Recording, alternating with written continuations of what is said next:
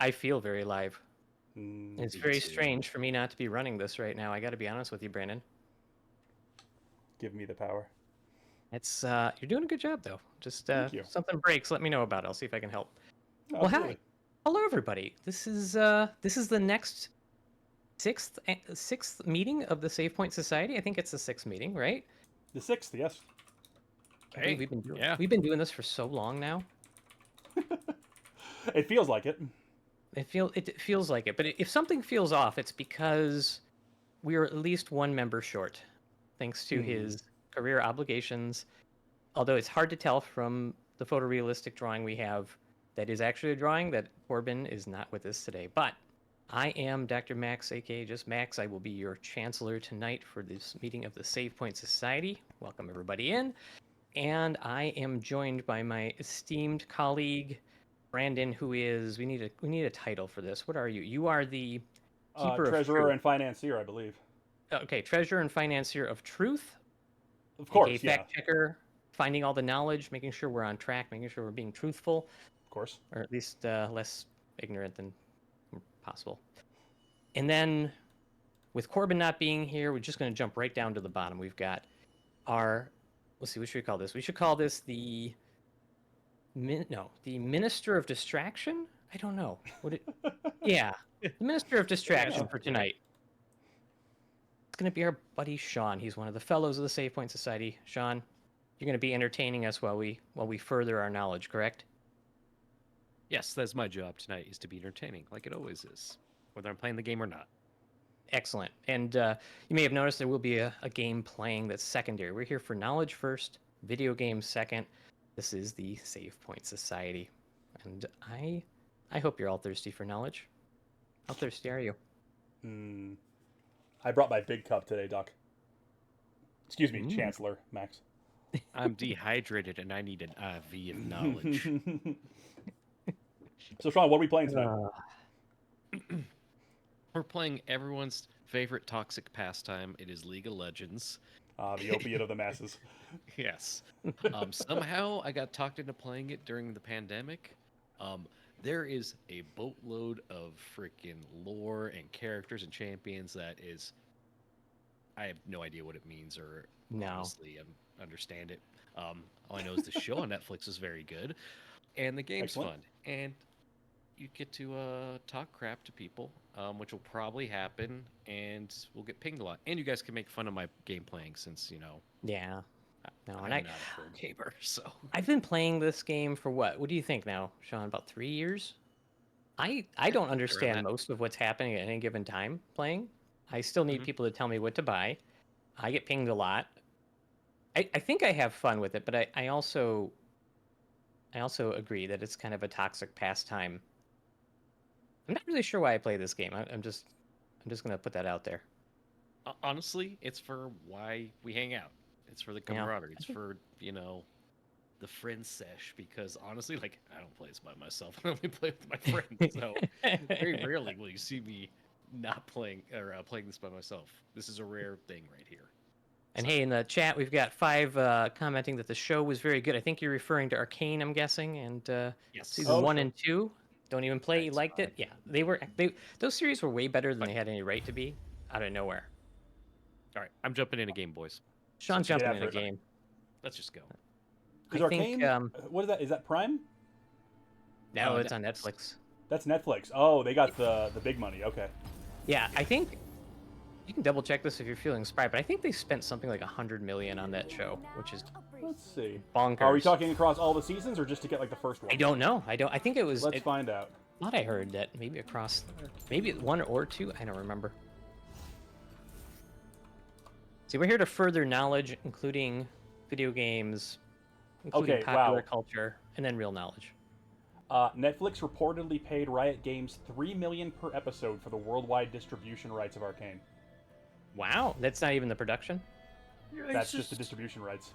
Riot's parent company Tencent paid an additional $3 million per episode for distribution rights in China.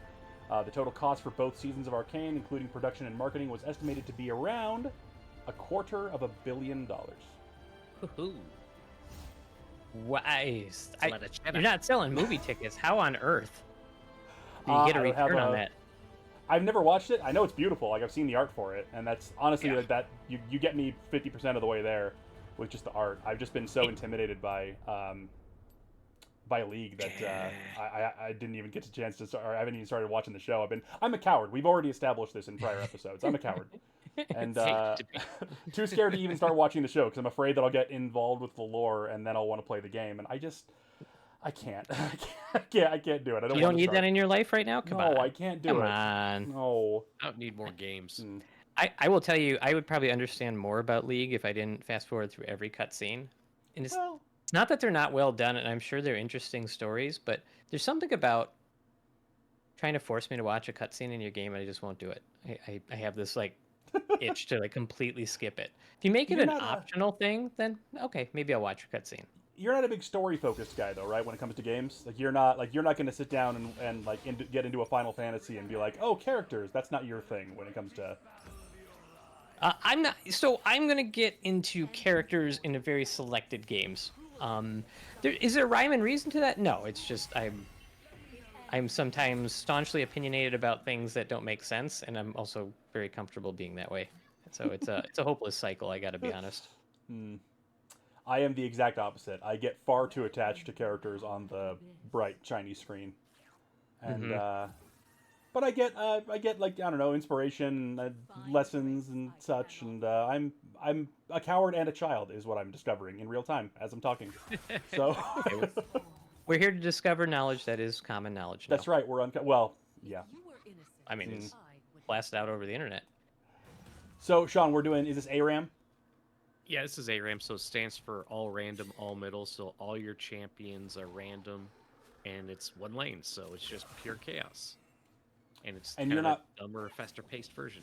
And you're not playing with any friends right now, right? This is just you and a bunch of randos. No, just being a bunch of randos and two Excellent. AFK guys. So this I was is like, a couple of your randos didn't show up, my friend. Yeah. One Yeah, team they've is been paying shockingly too, tinier. so This yeah. might be a short game. Yeah, well. By the way, I mean, for anybody who's never seen this, the basic thing is kill the little minions in front, try to kill the other team every once in a while, and then Hey, take here out they all the come. towers. Yeah, that's all you need to really know. got a team now. All right, your whole team's here, so better late than never. Excellent. I And do you think- have like a role that you're playing right now, Sean? What kind of character are you playing? I'm playing Kale. She is utterly useless until you reach level 6 because then she gets her ult and she gets like range because she's one of the few characters that kind of levels up like visually and like gameplay wise. Like she gains range and more power and attack speed, Nice. and that happens 6, 11, and 16, right? Something like that. Yeah, 'cause she becomes super powerful towards the end of the game. Yeah, she scales hard. So yeah, and she's 5 says it sounds damage easy. dealer. Yeah, very Yeah. easy. Does sound easy. Easy peasy. I will say one thing, Brandon. Are you able to turn up Sean's game a little bit? I don't hear it on the stream. Oh. I don't know if 5 does. 5, do you hear this? Do you hear it on the stream? Is it just me? How we at? Where are we at now?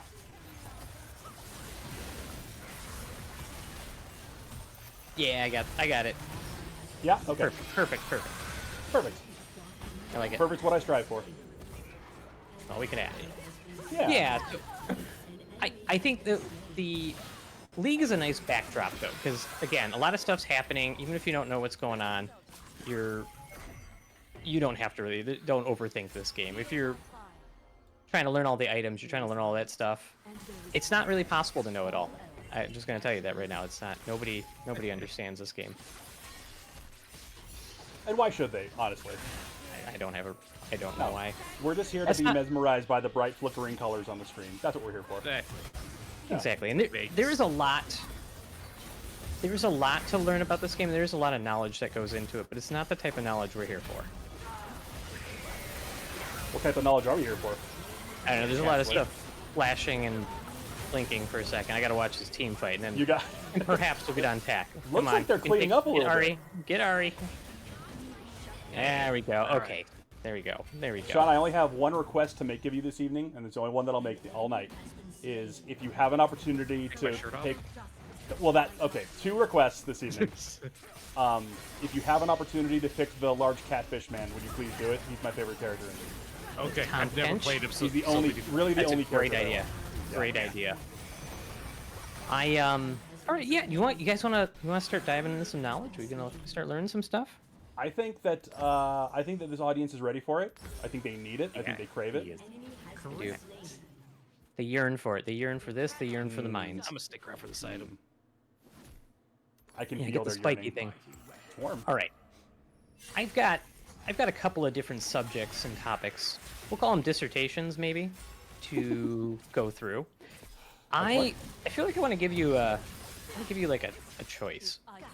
I have 3 with me, and I'm gonna say you can choose between. Let's see. It would be interesting rocks,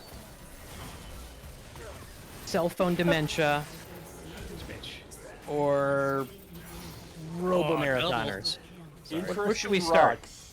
Where I don't understand how our chat hasn't exploded yet from interesting rocks. I gave a glance to your article selections briefly earlier, and the cell phone one actually seemed really interesting to me. You want to start there? I would like to start there if we put it to a vote of the society. I guess we should. We should do that as a chance, or I call a vote. I think. I don't hear. I can't see voting. Oh, I see voting now. Okay. All in favor of starting with the cell phones? Yay. Or aye. Aye. Sean's not committing. Sean's okay, not. it's just me. So. Okay, well, Brandon, you win. Brandon, you win. Oh, 5 said aye, so we got. All right, there we go. We got 2. Two votes. I don't think I can vote as a chancellor. I feel like I just call the votes. I don't know. I feel like that's fair. Let's Yeah. not overthink it. So I pulled this dissertation from the esteemed scientific journal known as The Guardian. And it was from Ian Sample, who is a science editor, which I feel Okay, we're getting sciencey here. That's some credibility. Absolutely. It was fairly reasonable. So we're going to talk about this article, which was titled "Older People Who Use Smartphones Have Lower Rates of Cognitive Decline." Believe it or not, medical research. This is looking at people over 50 years old, so like even older than me, which is kind of crazy when you think about it. It was possible. Thank you. So, I'm gonna get you some bits of this article. We're not reading the whole thing. Don't worry. It's just the juicy bits, just to kind of go through it. So, here we said an analysis of published studies that looked at technology use and mental skills in more than 400,000 older adults. A lot of people. That's a pretty good sample size. Yeah, I think so. It found that over 50s who routinely used digital devices had lower rates of cognitive decline than those who used them less. And I kind of wondered, is that surprising? What do you think? It's surprising a little bit on its face, but I feel like the devil's in the details there. Because when we talk about just using a digital device, like I can't fathom the idea that like a person over age 50 playing like Soda Crush or Candy Kingdom or whatever is. I can't imagine that is stemming off like mental decline. But maybe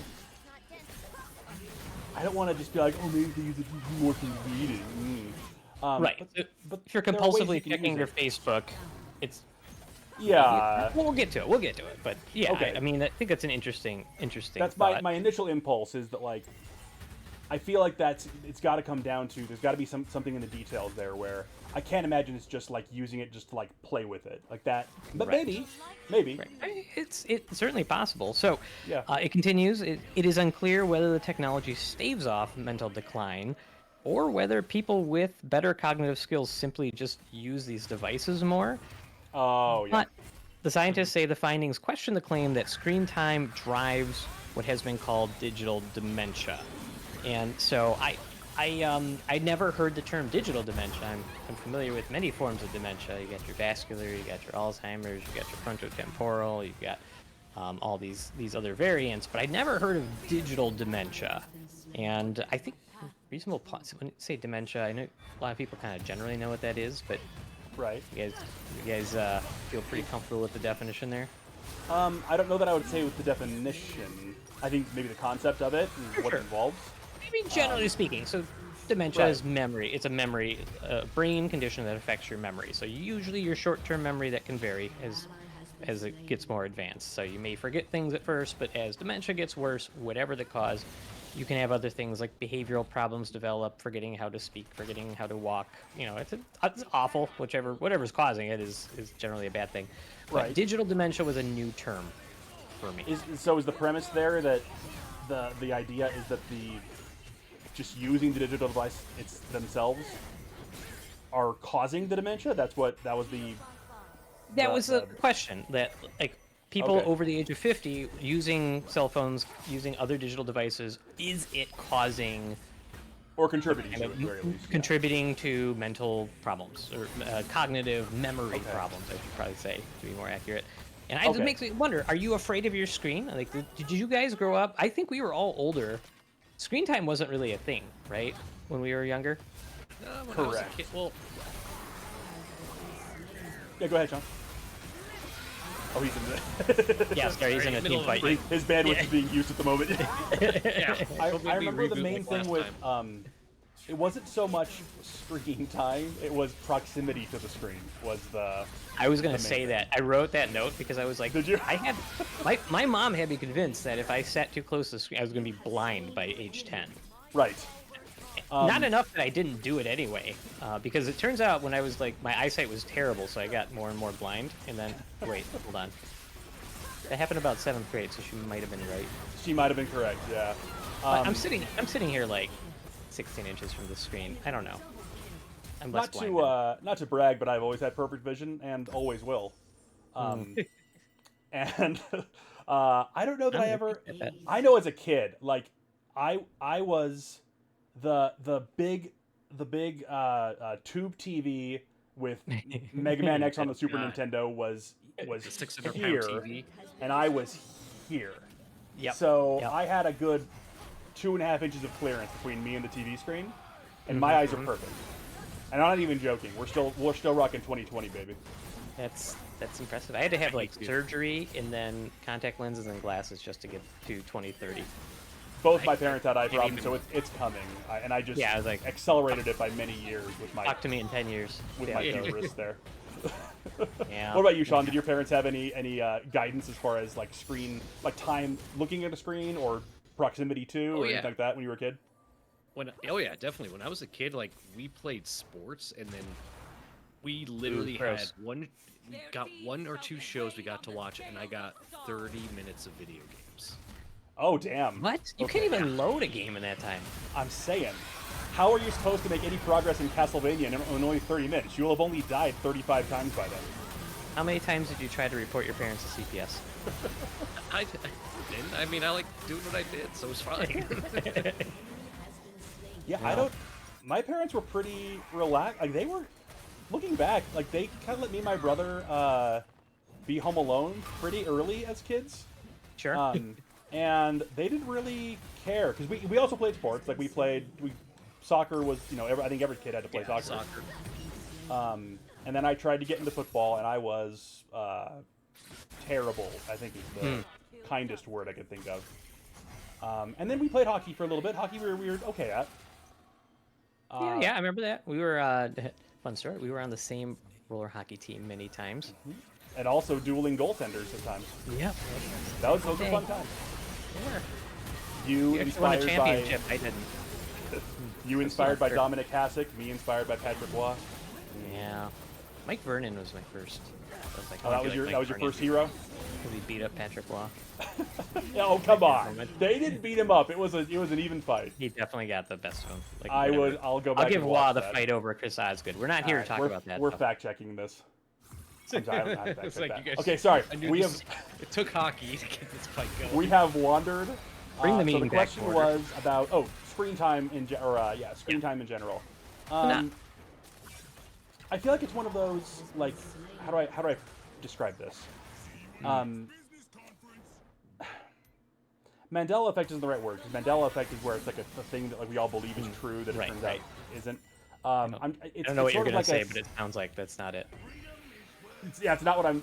It's like a societal. Maybe it is because it's sort of like a societal truth that we've all kind of accepted that screen, like the more time you spend in front of a screen, the worse it is. Yeah, I think it seems that way, and I'm gonna certainly say, like, I have a medical degree, it's my background. I am not a pediatrician, and I know that pediatrics has suggested guidelines for this stuff, and I'm not gonna sit here and say like they're wrong because I really don't know. And I don't have kids, so I've never worried about screen time because I'm sure the damage it's done to me is already permanent. But there very well may be cases where you want to limit it in kids or whatever. But we're talking about older than 50 people. So, Right, and the connection to dementia is tough because the one thing that I think, and again, I don't have anything to back this up offhand, but I think the one thing that we know is that blue light exposure later in the day contributes to sleep problems. Correct? That's my I feel understanding like anyway. I'm vaguely None of aware. you I've guys not. have that. You should. Hey, look that up. Maybe I want to. I don't know. I know that I have find blue out. light filters on my glasses, and I turn my monitors into blue light reduce mode or whatever. And I don't know if I'm doing the right thing or I'm just doing a thing. You know? Okay, this is from Harvard Health. Never heard of it. Well, yeah, some tiny organization. Apparently, they have connections to a college of some sort. We'll give it a Interesting. shot. Yeah. Must be new. Blue light can affect your sleep and potentially cause disease. Yeah, light throws the body's biological clock, the circadian rhythm out of whack. Sleep suffers. So that it seems to be it. Is that The Harvard website say out of whack? it actually does. This is. I wonder if this is a blog. Okay, might be a I blog. mean, it's Harvard or health.harvard.edu/staying healthy/blue light has a dark side. Okay. Oh, fine. It's feels Harvard bloggy. adjacent. It's Harvard It's- adjacent. Yes, but I think that's what I understood about it was, and I'm not even sure if that's necessarily just a blue light thing, but that having light in general affects your circadian rhythm. Yeah, and that much certainly is true. So, Right. so yeah, we're talking about dementia and the connection between dementia and electronic devices in older people. So, in this study I was mentioning, the scientists found no evidence for the digital dementia hypothesis. So, that suggests that this hypothesis suggests that a lifetime of using digital technology drives mental decline. They did not find that to be the case. Rather, they found that using a computer, a smartphone, the internet, or some combination of these was associated with a lower risk of cognitive impairment. So, using all those devices seems to be protective.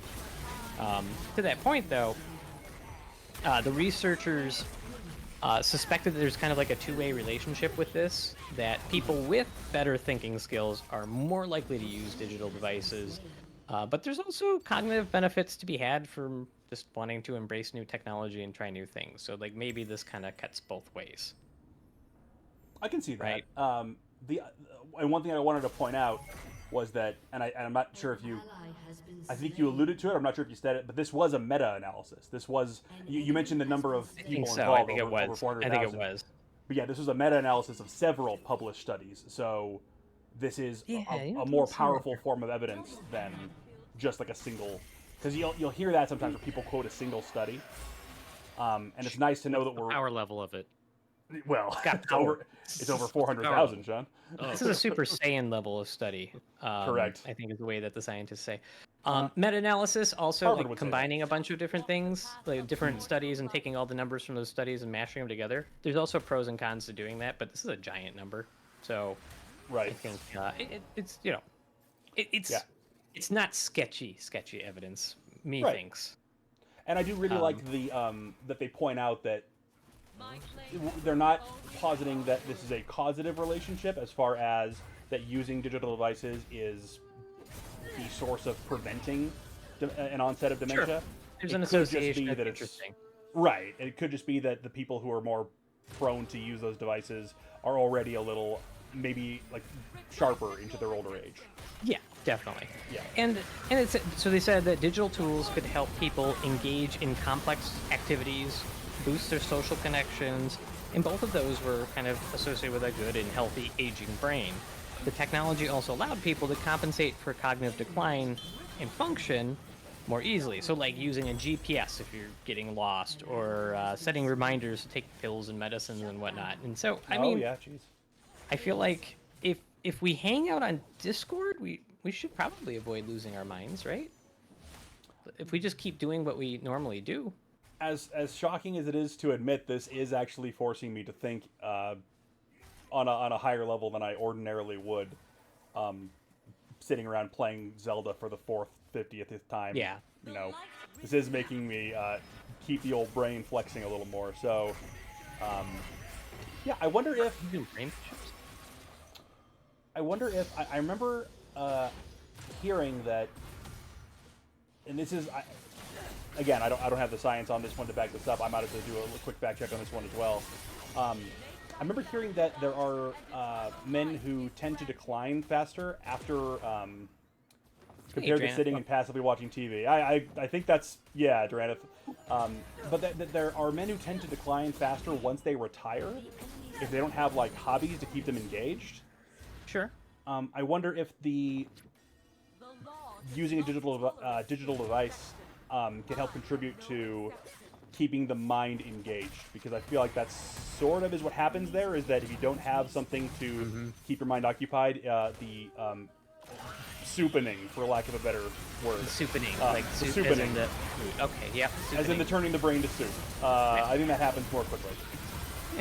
Well, actually, a good point, because like the literal next part I had highlighted here was the pros and cons of smartphones and other devices in the aging brain seem to depend on how they were used. So using digital devices in the way that we use televisions, like passive and sedentary, both physically and mentally, is not found to be beneficial according to the study. And that definitely jives with a lot of my experience in my career, that a lot of folks who are very passive and all they do is watch TV and just have this media stream to them. How mind or, you know, it's kind of like, at least the game, like even League or Call of Duty, it's like they say it does help develop like hand-eye coordination and reflex time. Yeah, I mean, there's definitely, I feel like there's got to be something to that. Plus, a lot of games, you know, Candy Crush, maybe to a very mild degree, there's some problem solving, but like, there's, you know, sometimes problem solving and being engaged in the game. Plus, if you're doing it with playing with, you're doing a game where you're also being social, like you are in League. Like you could be, imagine you're playing against like a 70-year-old right now, Shon, and you're just, they're having this vitriol spewed at them and they're getting super angry. Like their heart rate's picking up. It's probably like exercise in a certain degree. And I think that has to be healthy. I guess their blood pressure's probably going up too. I know that I've seen some seniors playing like Elden Ring on YouTube as well. I know I've seen it. What? Which is, I know, it's kind of wild because that's bonkers. Yeah, my perfect youthful brain had, you know, struggles sometimes with that. So, but I can see, yeah, I mean, Sean's got a point there where it's a game that's requiring, you know, a little more complexity, some quicker processing. I can see that how that'll keep you sharp, for sure. Absolutely. So I think the take-home message seems to be, so far we've learned we can't ever stop playing video games. That seems to be the case, yeah, because it's going to keep us sharp, it's going to keep us, well, it's going to keep us together, it's going to give us more social connections.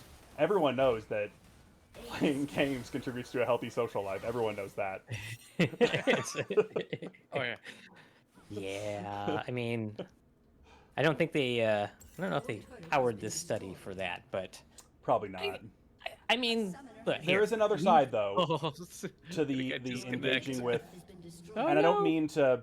I don't mean to be... after that. See, and that's why Max... Fiddlesticks kind of blew it, and... yeah. I agree. I almost can stomach the thought of playing that game again. It's only been a few days. Oh my god, it's only been 2 days. Yeah. And you're already ready. I think I can do better. I definitely could do better because I can't do much worse. I don't mean to be disparaging, but there is sort of in that using the, not for you, Meg, because actually I'm not insulting you for once. Thanks. The use of digital media, especially social kind. I know that there are some folks who they aren't as sharp as they once were, and they can get taken in by charlatans online as well. So there's a level of harm there that I worry about. Sure. But I don't know if that's necessarily the media's or the digital device's fault. Well, I mean, that's at least one way of interacting with it. I don't know. Right. This is, we had an overview of the article in the Yeah. So I don't know if they kind of delved into that. I don't remember reading that in here, but I would be curious because I definitely feel like a lot of people I know that are older on Facebook have lost some neurons over the. I wouldn't want to years. just let Grandma loose on Facebook and just let her collapse into the world of memes and. Yeah, never let her do that. Yeah, well, the one, and again, this isn't meant to be disparaging in any way, but some of these folks are very new to internet culture, so they're unfamiliar with memes. They're unfamiliar with the sort of in-joke crowd things that there's an understanding there that what's being said is either tongue-in-cheek or it's intentionally it's misleading to be funny or what have you, and they can get seriously misled and into some pretty dark. Oh yeah. Yeah. Whenever you read those stories about these like poor unfortunate elderly folks getting taken in by running to Target to buy a bunch of gift cards to give to somebody that's overseas, and you're like, Grandma, what part of that seemed at all normal? But I don't know. It is what it is. Cake up 420 with a dainty wave. Hello. What that is? Hi, buddy. Welcome in. Not to give away too much about past employment or anything, but yeah, I used to work in a position as a scammer in India. Correct. No, but we had clients who were a little older, and we had a couple who would call us and say, "Hey, I was, contacted by this agency who said they need me to go to Best Buy and buy gift cards and send these gift cards to them. Is that legitimate?" And it's yeah, but that's the whole thing is they put a pressure campaign on them. It's all about pushing, and it's now, or they're coming to get you, and it's really really awful that that's who they prey upon, are the people who are, and they're just nervous. They just want to they don't want to get in trouble, and so they're not even thinking about how bizarre the request sounds. By the time we are their age, we are going to be so jaded and cynical to any message coming our way from anybody. Like, we probably won't talk to our friends or family at some point, because it's we grew up in this awful, amazing environment. Yeah, they're going to need... I don't know how they're going to actually get to millennials, because we don't answer the phone. Correct. So I don't know how they're going to reach us. Or emails. Right, or text message, instant block on text messages. Look at that! Look at that clutch play. Nice. No, not even close. Not even close. Nexus intact. Like, if you don't already have our contact information, we don't trust you, and we don't answer anything you have to say. We're gonna get to the point where it's like you're gonna have to send a text about asking if it's okay to send a text. Like, I don't know how else you. Because there's no way you cold call somebody. We started doing that to each other, and it was just for fun, and it was so weird and off-putting. It was always straight to voicemail. Like, that's. Grant says, my dad got into computer usage very late in life, and he still pays a lot of attention to everything, so he'll ask, what is this thing talking about? And we just tell him when it's an ad, and he should just ignore it. I mean, you can train, and he's staving off that that memory issue. Actually, I think there's only one more thing I had selected here, and that was the common perception, at least among media commentators, is that technology is making us stupid and forgetful.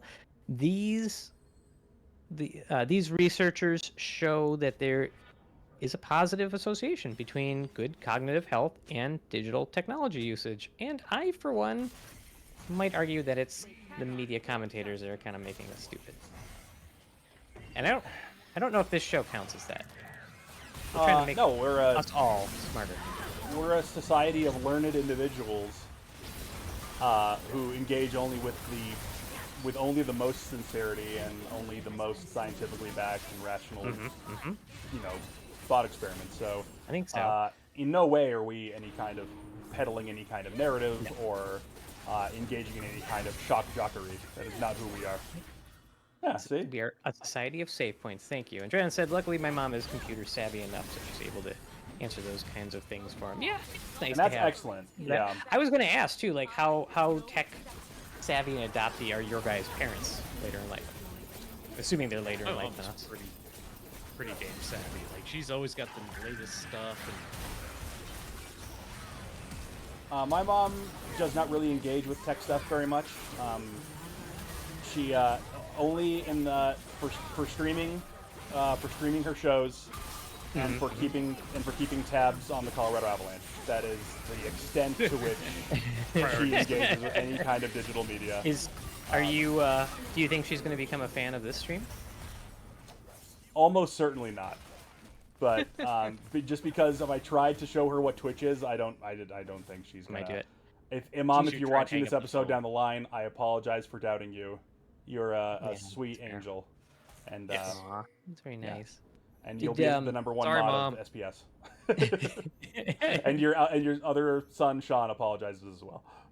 Yeah, on Brandon's behalf. Yeah, it's fair. Do you think you can use this episode as evidence to inspire her to do so? Hi, Judas. No. Sorry for not being here from the beginning. Wife aggro and another phone call. Okay, no, that's fine. Gotta be careful about drawing aggro from the wife.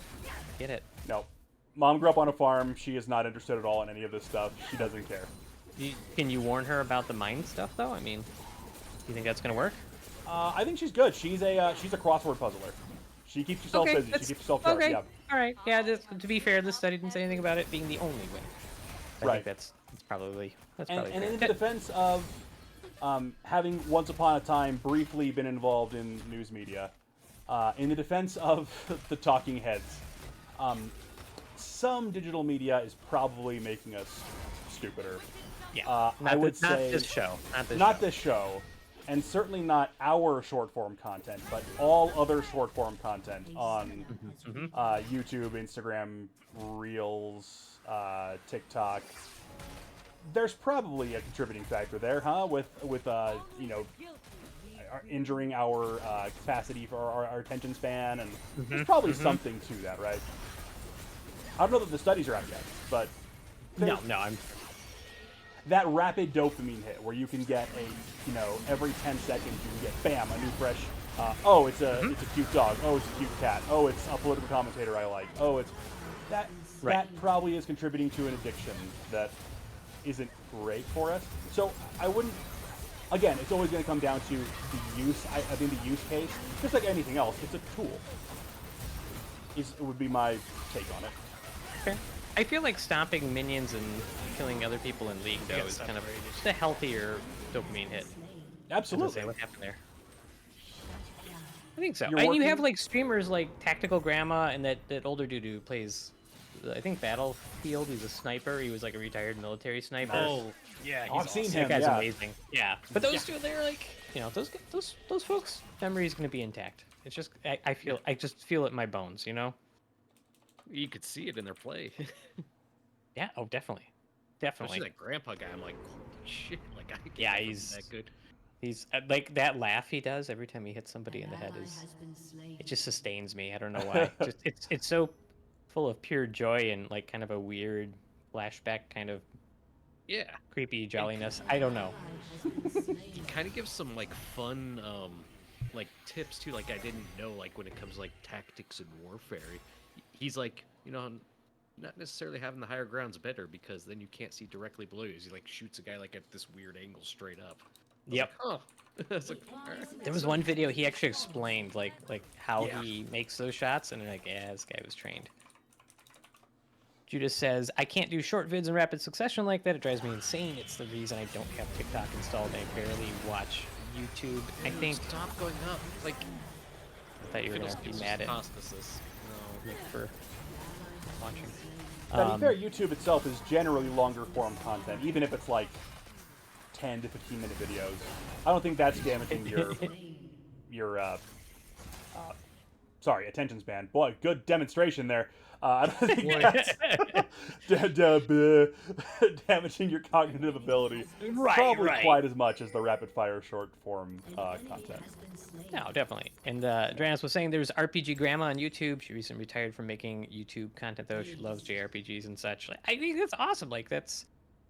That I would used to like to be. think Go Twitch ahead, will be sorry. nothing but octogenarians from our generation at some point. You know, just keep I us out mean- of government and just put us on Twitch. Yeah. There's a lot of Twitch people who have more influence anyway, so yeah, let's do this. Yeah. That used to be actually the selling point for me from my parents because I was so into JRPGs once I discovered them. And it was all about like, no, Mom, this is, look, I do a lot of reading and there's a lot of numbers, so I have to do math. And it, Look at all my Sure. hats. I'm not Sure. ashamed to say that it worked. Like, that was... My dad was horribly confused. He was like, why are the characters just standing on opposite sides of the screen? What do they do? Like, Yeah. JRPG, turn-based combat. He wasn't a fan. But... I can definitely hear your dad asking questions about that. Yes. There's He no wasn't a doubt. fan of the spiky-haired anime boys that captured my heart, but sorry, father. They still have your heart. Well, yeah, they never stopped having my heart, but I'm... No. This might be the last battle of Sean's game, so I'm gonna focus in on it a minute. Let's do it. Oh, and I think to put a bow on that, I think the takeaway there is that as long as, or as you're getting older, as long as you can stay engaged and keep your mind active, I think that it matters less, not that it doesn't matter at all, but it probably matters less what you're doing as long as you're keeping Right. yourself active and engaged and you're not just letting the soupening TM commence. the soupening. Yeah, Yep. I think that's fair. I think that's pretty well borne out. So I think we've settled at least one topic, right? We've got We saved the Let's seniors, keep- yeah. let's live on our smartphones until we die. Correct. Sorry, Stay everyone. engaged. I'm apparently in the longest ARAM game of all time. It is. What are you at? 35 minutes. 35 minutes. This is a freaking Most of these long. Lord, games for are your first- 20 to 25 minutes. Like 15 too sometimes. Yeah.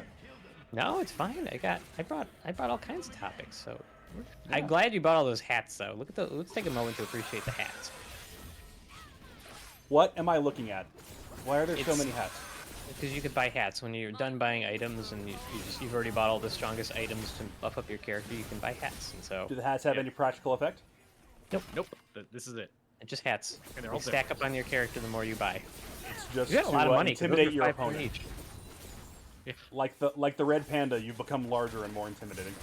They, Excellent. they do? Is that a thing that they do?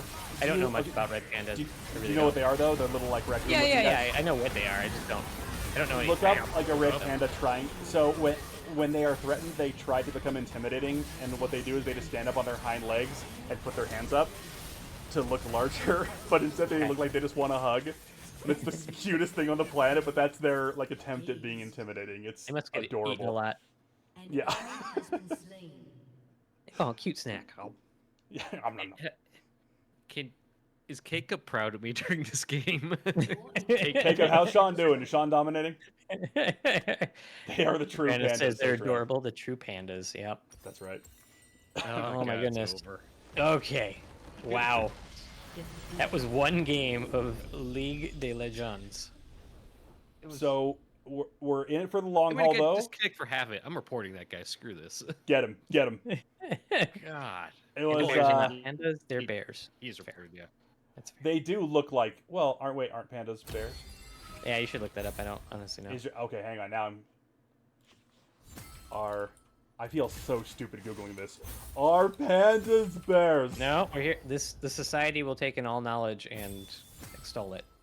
Look at that damage. Let's see. Also, look up giant- extol to see if I use that word correctly, because I'm not sure I did. All right, Dranith, stop this. Panda bears are at bears. damage. Red pandas are pandas. Stop this, Dranith. What are you saying to me? I feel like Draenith's knows his animals. I feel like Dranith is not respecting if A then B. No, red pandas are not bears. Well, that's what I said. They're raccoons. While they do share some physical characteristics and were once classified in the same family, current genetic research has placed them in their own unique family. Okay, now I see what you mean, really? Dranith. You clever girl. Giant pandas, on the other hand, are true bears and belong to the Ursidae family. Oh. Draneth was Well- right. Maybe Draneth Just- needs your fellow spot in this society. I feel like, Draneth is like the wise one who comes down from the mountain, imparts some extra knowledge upon us, and then He's wanders sitting in back the up. sewer. Mhm. Yep. Yeah. Yep. Okay. But well, he feels that he's above the society. He doesn't want to get involved with our petty squabbles and our love of Yeah. democracy. He just lives on Yeah. his mountain, gains knowledge on his own. well, I don't know. He's got the knowledge, so it's kind of hard to argue with that. Yeah, the technique must be working. Yep. All right. Are you ready for our next bit of knowledge here? And Spoon game. feed us. Hold on. Let's go. We gotta get Sean loaded in here. All right. Yeah, Sean let's let loaded him in. queue up. Let's towel ourselves off. Let's from that also first not one. pass judgment on Sean's friend list. Just looking, Oh, looking through. Go What, ahead what and. kind of people do you know? These are completely Only some normal of the names. best people. Yeah. Hey, I see a Judas Griffin in your friends list, and I also see one Yep. in our chat. Yep. Coincidence? Oh boy. Anywho, I'm distracted. Okay, so next item comes from the what did I say before? Did I say the esteemed journal? The esteemed Yes. journal. Sure, why not? I'll repeat it. We known as Wired. It's Wired. Wired magazine. Sorry. And it's by Zeit Yes. Yang. Hey, this is actually a good magazine. Let me little side. Wired, really good journalism. And here's the cool thing: all of their stories that have to do with like FOIA requests, like Freedom of Information Act requests, they make free. They don't put behind a paywall because they think it's more important in society to be able Wow. to have access to that journalism. So, I bought a subscription to Wired, and I'm going to stand by it. I appreciate that they You're did that. You're so And rich. also, it's modern. This is modern journalism in 2025, so it was like $12 for a year. Good lord. God, this team. I don't So know how to I make it money. a little insight there. I did briefly, like I said, was briefly involved in news media, and my God, print Oh, this media team is struggling. terrible. So I'm glad to Yeah. see that there are some who have, made the transition. Because boy, they were holding on for the longest time with refusing to go online and then trying to figure out how to monetize it. So, Oh, I don't know about Sean's teammate here. and to, How do I take care of your And skills? look at this. My well-balanced team of all damage.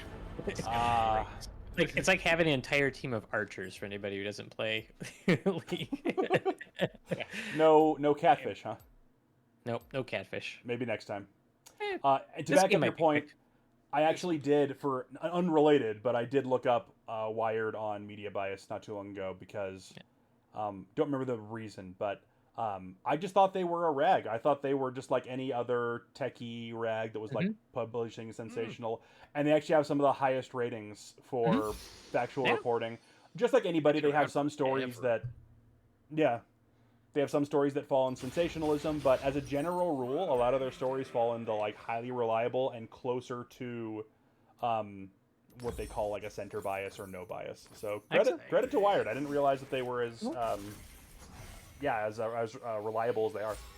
Well, speaking of which, I mean, I have Oh, we're so gonna lose. the next No, you got story this, buddy. again from Wired is titled "Stumbling and Overheating: Most Humanoid Robots Fail to Finish Half Marathon in Beijing." Pardon me? And this was a lot of fun. This was a very fun. So I'm putting this in our category of advancing knowledge in modern robotics, right? Excellent. So that's what we're talking about. So modern robotics. I don't know, making robots do all the exercises that people like me hate is. I Cardio. think it's a worthy pursuit. Yeah. So, did you guys hear about this at all, or is this completely cold fact? I saw the headline. Okay. And then I It think I doesn't do brought it up. justice And, to how much madness this is. right, and you mentioned that you might be doing it on stream, so I decided to go ahead and just go into it blind. So I'm relying on you. Lead me, sir. Fair. Okay. So, about 12,000 human athletes ran in this half marathon. This was a race in Beijing on Saturday, or the Saturday before this was published. And 21 of those were humanoid robots.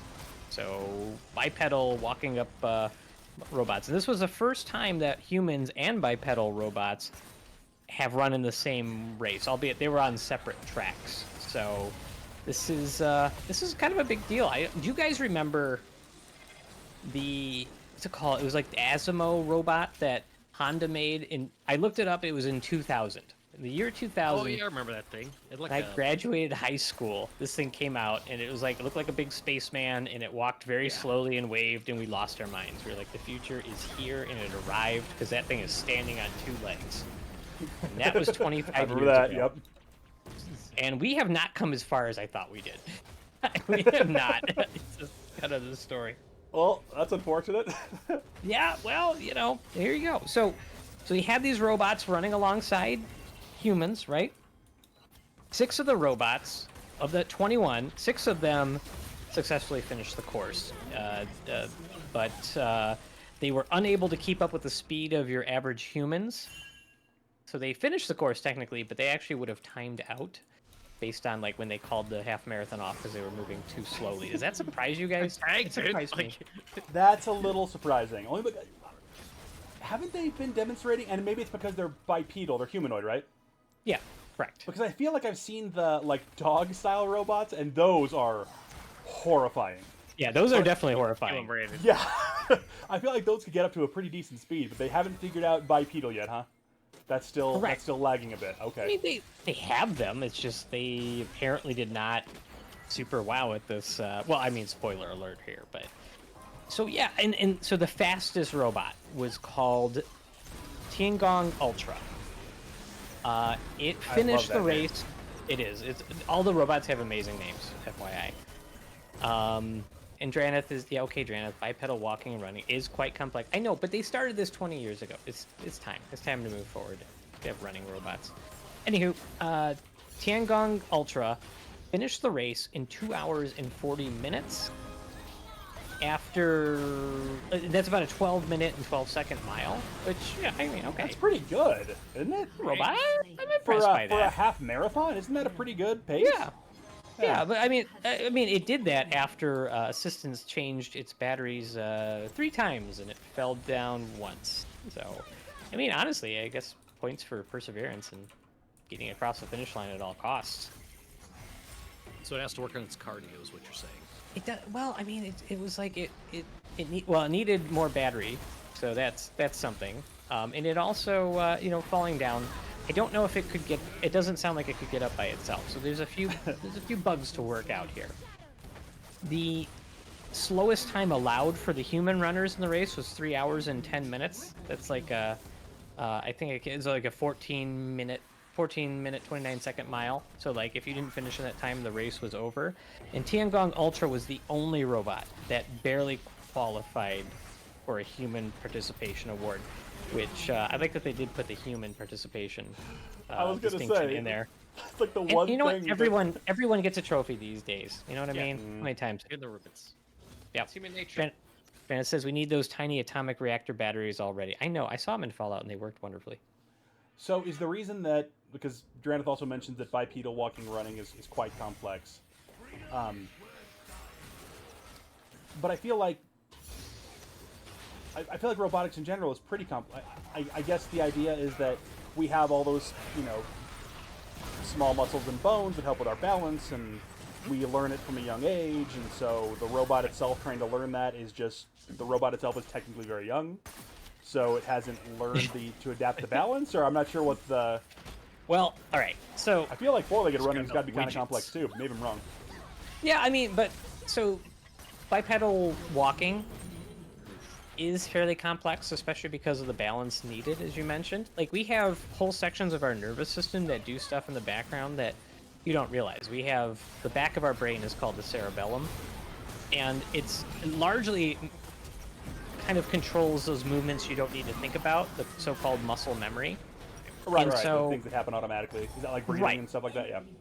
But, not necessarily breathing for the cerebellum, but like, if somebody throws a baseball to you, okay, you don't have to consciously think, I need to move my arm this way, move my arm that way, slightly extend my elbow, and then close my hands around it. Like, your cerebellum is like, we've done this movement before, put your hand about right there. I'm very grossly oversimplifying, but that's kind of how it works. But you also need this section of your nervous system called the proprioception. That's like tells you where your joints are in space. So you can close your eyes. Like if you look at your desk at an item, close your eyes, you can reach and probably grab that item. And it's because your brain has a sense of how far your hand is from your body when you're doing it and all these things. And that's pretty crazy complicated. So you need all those systems in addition to the systems that actually move your joints, and then like listen to the environment to know if there's danger in front of you, to do all this, and then slightly adjust your posture and your back muscles and all this stuff so you don't fall over. And trying to get a robot to do that is very, very complicated. And Dran says, like, flying drones is way easier than trying to control legs and balance on 2 legs. Absolutely agree. The 4-legged robots don't need to work nearly as much on staying upright because, yeah, they have 4 points of contact to the ground. So walking's pretty insane. So not entirely, slight diversion. So why did we evolve the way we did? Why did we decide to go bipedal then? Advantages being just reach. Is it just so that we're constantly in red panda mode to be larger? Yes. Is that what? I'm going to accept that as the answer. I answer my own question. You know what? Fact check that. Is there an explanation for it? I wonder if there is. Yeah. Why do we think humans are bipedal? That's how God made us. Okay. No, Sean, no. Quit trying to trigger me. Hands being able to use tools, says Judas. I feel like it's reaching for things is something I've heard. I don't know how true it is. Using tools might make a lot of sense, though. Because you can use your hands to do things whilst also moving. I've never seen my dog use a shovel. I get it. Okay, let's see. Why is this game going so much better than it should be? I don't know. I'm kind of confused myself. The All Archers team. Oh, would you look at I that? got the Booker T, the 5x, 5x, 5x. A Britannica article. Would you look at that? My Never. favorite source. Yes. Enjoyed. Yes. Let's see. There are many theories that attempt to explain why humans are bipedal, but none is wholly satisfactory. Increased speed can be ruled out because bipedalism leaves the hands free. Some scientists, including Sounds like Darwin, a dirty linked it word. to tool use. Didn't it? Yeah, I felt weird saying it. I don't like bipedalism. Especially tools for Did you defense do a and hunting. bipedalism? Is that your bipedalism on the floor? This theory is problematic in that the earliest stone artifacts date to only about 3.3 MYA. I'm not sure what that is. Long after million years ago? hominins- No. I saw. I appreciate that about you. 20th century theories proposed a wide array of other factors, including carrying objects, waiting to forage aquatic foods, and to avoid shoreline predators. Stand up. Vigilantly standing tall in the grass. That's almost Red Panda. That's pretty much Red Panda. That's pretty much Red Panda. That's Red Panda. We're like red pandas. All right. I don't want to read the next line, Okay. but we'll settle with it being mating displays. Oh. Yeah. Okay. Hey, check me out. There you go. They're essentially saying presenting the goods, for lack of a better word, which is a hilarious theory. The way that we behave as humans, if that is the explanation, I'm not surprised by it. Like, just standing up and helicoptering is something that I can believe. And then conserving energy. Bipedalism actually requires less energy than quadruped movement. So, interesting. Okay. All right. I never really thought about it, but... Yeah, I mean, that's why we're here. We're here to think about it. Speaking of guys who think about it, Alan Fern. You guys know who Alan Fern is? No. The name sounds familiar, probably because you just said it. Yeah, it's really... he's a robotics professor at Oregon State. I don't know why I would know who that is. He told Wired that researchers who build these robots typically focus on trying to get them to complete tasks and respond effectively in a diverse range of different environments, but not really to run fast. So he said, I think this is not going to go well. And his predictions were pretty much completely right. So on the day of the race, almost every robot fell down and faced overheating problems, prompting their operators to switch them out for new replacements. While the event did generate a lot of interest and pride among the Chinese people, many human runners, again, weird to specify that, many human runners stopped to take selfies with Tiangong Ultra when they saw it. That was the fastest robot. It also showed the reality and limitations of China's humanoid robot industry. So, I want to know if the robots wanted to take selfies with the humans. I think that would have been charming. It would have been a charming feature. I think the issue is they aren't motivating the robots enough. There's no reason for them to run fast. No, and I don't want the robots just to run forward like stoic engines of innovation. I want them to be cute and human-y. It's what I want from my robots. Yeah, I guess it makes sense that the robots are struggling with the race because they weren't engineered for that. They weren't ever. That was never like a primary feature of like, oh, the first thing we need robots to do is to move very quickly, because that's a horrifying sentence to start with. Right, right. Yeah. So while capabilities like this is like kind of further in the article, but they were saying like while capabilities like dancing can be fun and eye-catching, they don't actually show how useful humanoid robots are in real-world situations, and I call BS on that, because yes, they do. It's amazing. If you can make a robot dance, that's entertaining. That's a robot I'm going to buy. I'm not going to buy a robot that just runs away. They have Elmo toys dance. They have the technology to make a robot dance. If Elmo can dance, then robots can dance. Yep, absolutely. iRobot, the things in that movie were pretty fast. Well, that's a movie. It swarmed after Will Smith. I mean, okay, it's all true. Oh, not Will Smith. Did Will Smith slap their robot friend? Yeah. If so, then Will Smith would have definitely wrecked these humanoids. Like, most of them couldn't even really run very fast, so I think he would have caught up to him. It's a cautionary tale, Max. I mean, sure. Don't make fast robots. The benchmarks that Alan Fern, professor at Oregon University, says the benchmarks that matter to him are how well they can handle diverse real-world tasks without step-by-step human instructions. And I underlined that and said fun question marks, because the robots are stepping. Yeah, fun not when so you quickly. explain them. That was good.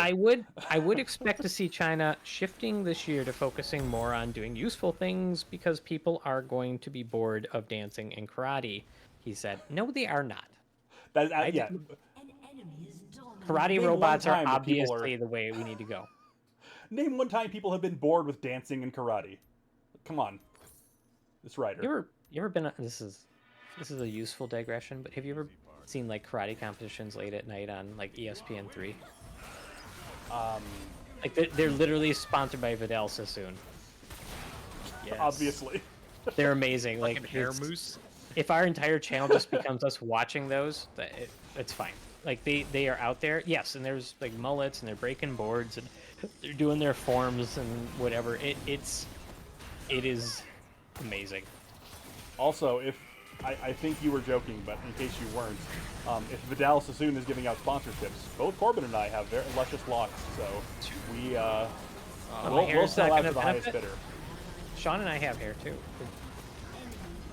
I was in that club right when the show started, but changed my ways. Oh, you did get a haircut. What happened? Why? Because it was rolling all over the mat in jiu-jitsu, and I was sick of having people grab it and ripping it out. Yeah, that does suck. That seems fair. Yeah. So a little bit more about these robots. Sure. The shortest one was only 2 feet and 5 inches tall, which sounds adorable. Baby. And the tallest one was 5 foot 9 inches, and that was the winner, the Tiangong Ultra.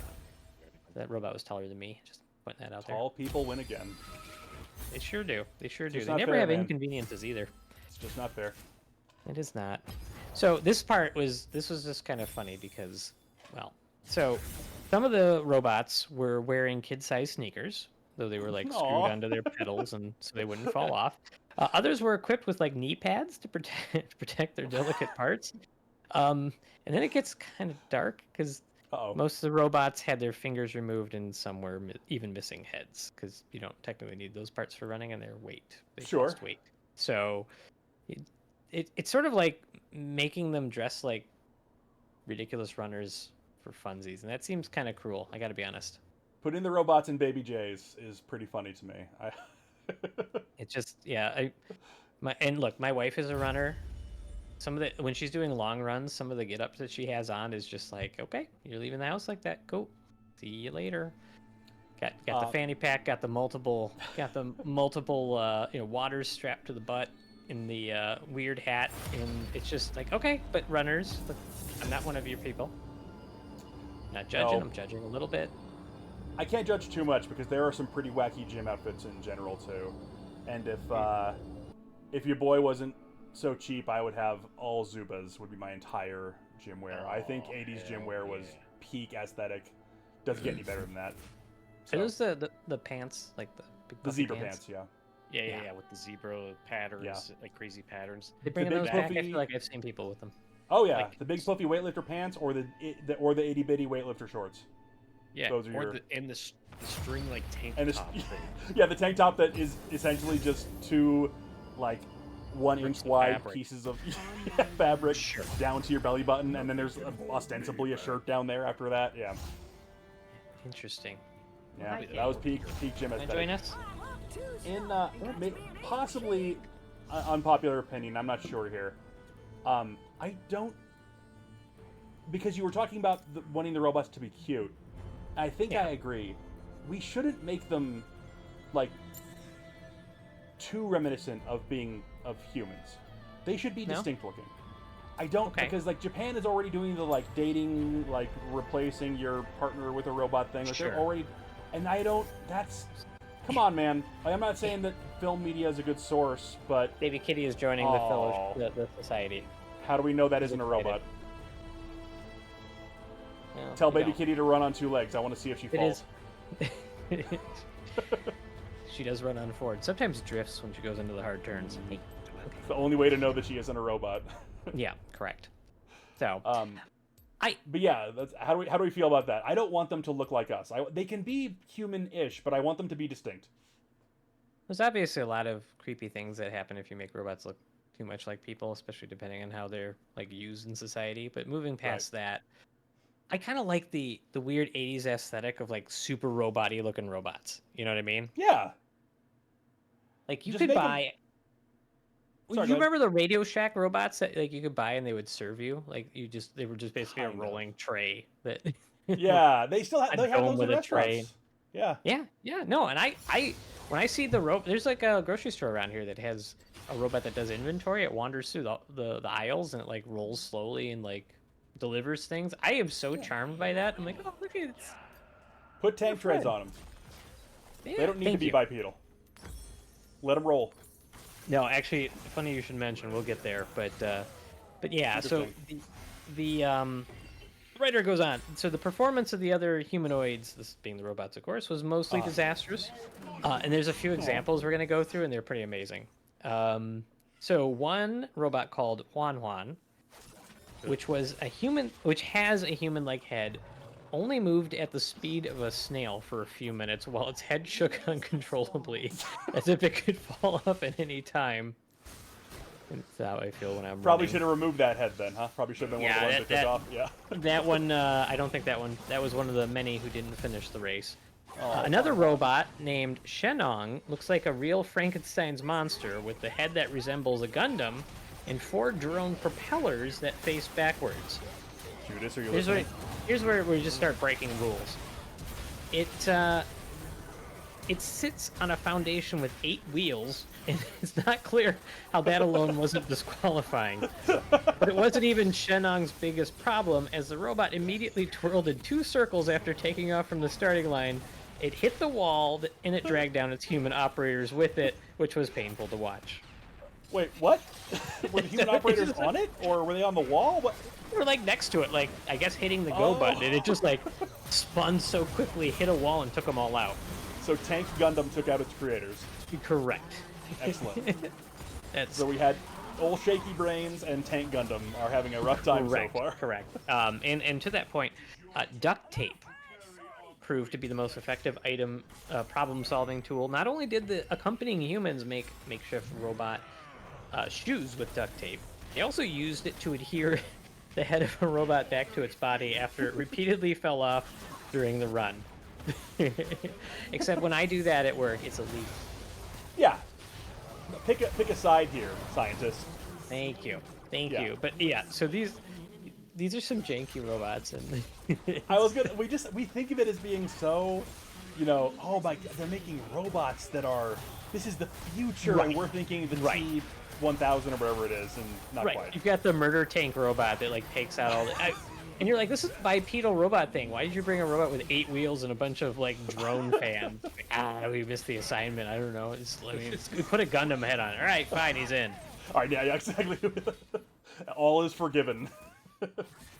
It's that made me smile quite a bit. That's wonderful. And then, so besides running and tripping, some of the robots also perform dances and backflips. 7 robot dogs and 1 humanoid also perform more dances on a nearby stage. At the end, yet another robot brought the trophies onto the award stage and presented them to their fellow robots who completed the run. Aw. Wait, I thought one So- completed the run. Correct, only 1. Or he only completed. He was the only one who completed the run In the time, in the humanoid time, yes, in the humanoid got time. it. So, all right, look here. What I hear here is that the most fun robots are doing dances and like delivering stuff, and they look like dogs. So, Yep. why are we wasting our time with running robots? Doesn't make any sense. Doesn't make any sense. Here's a question.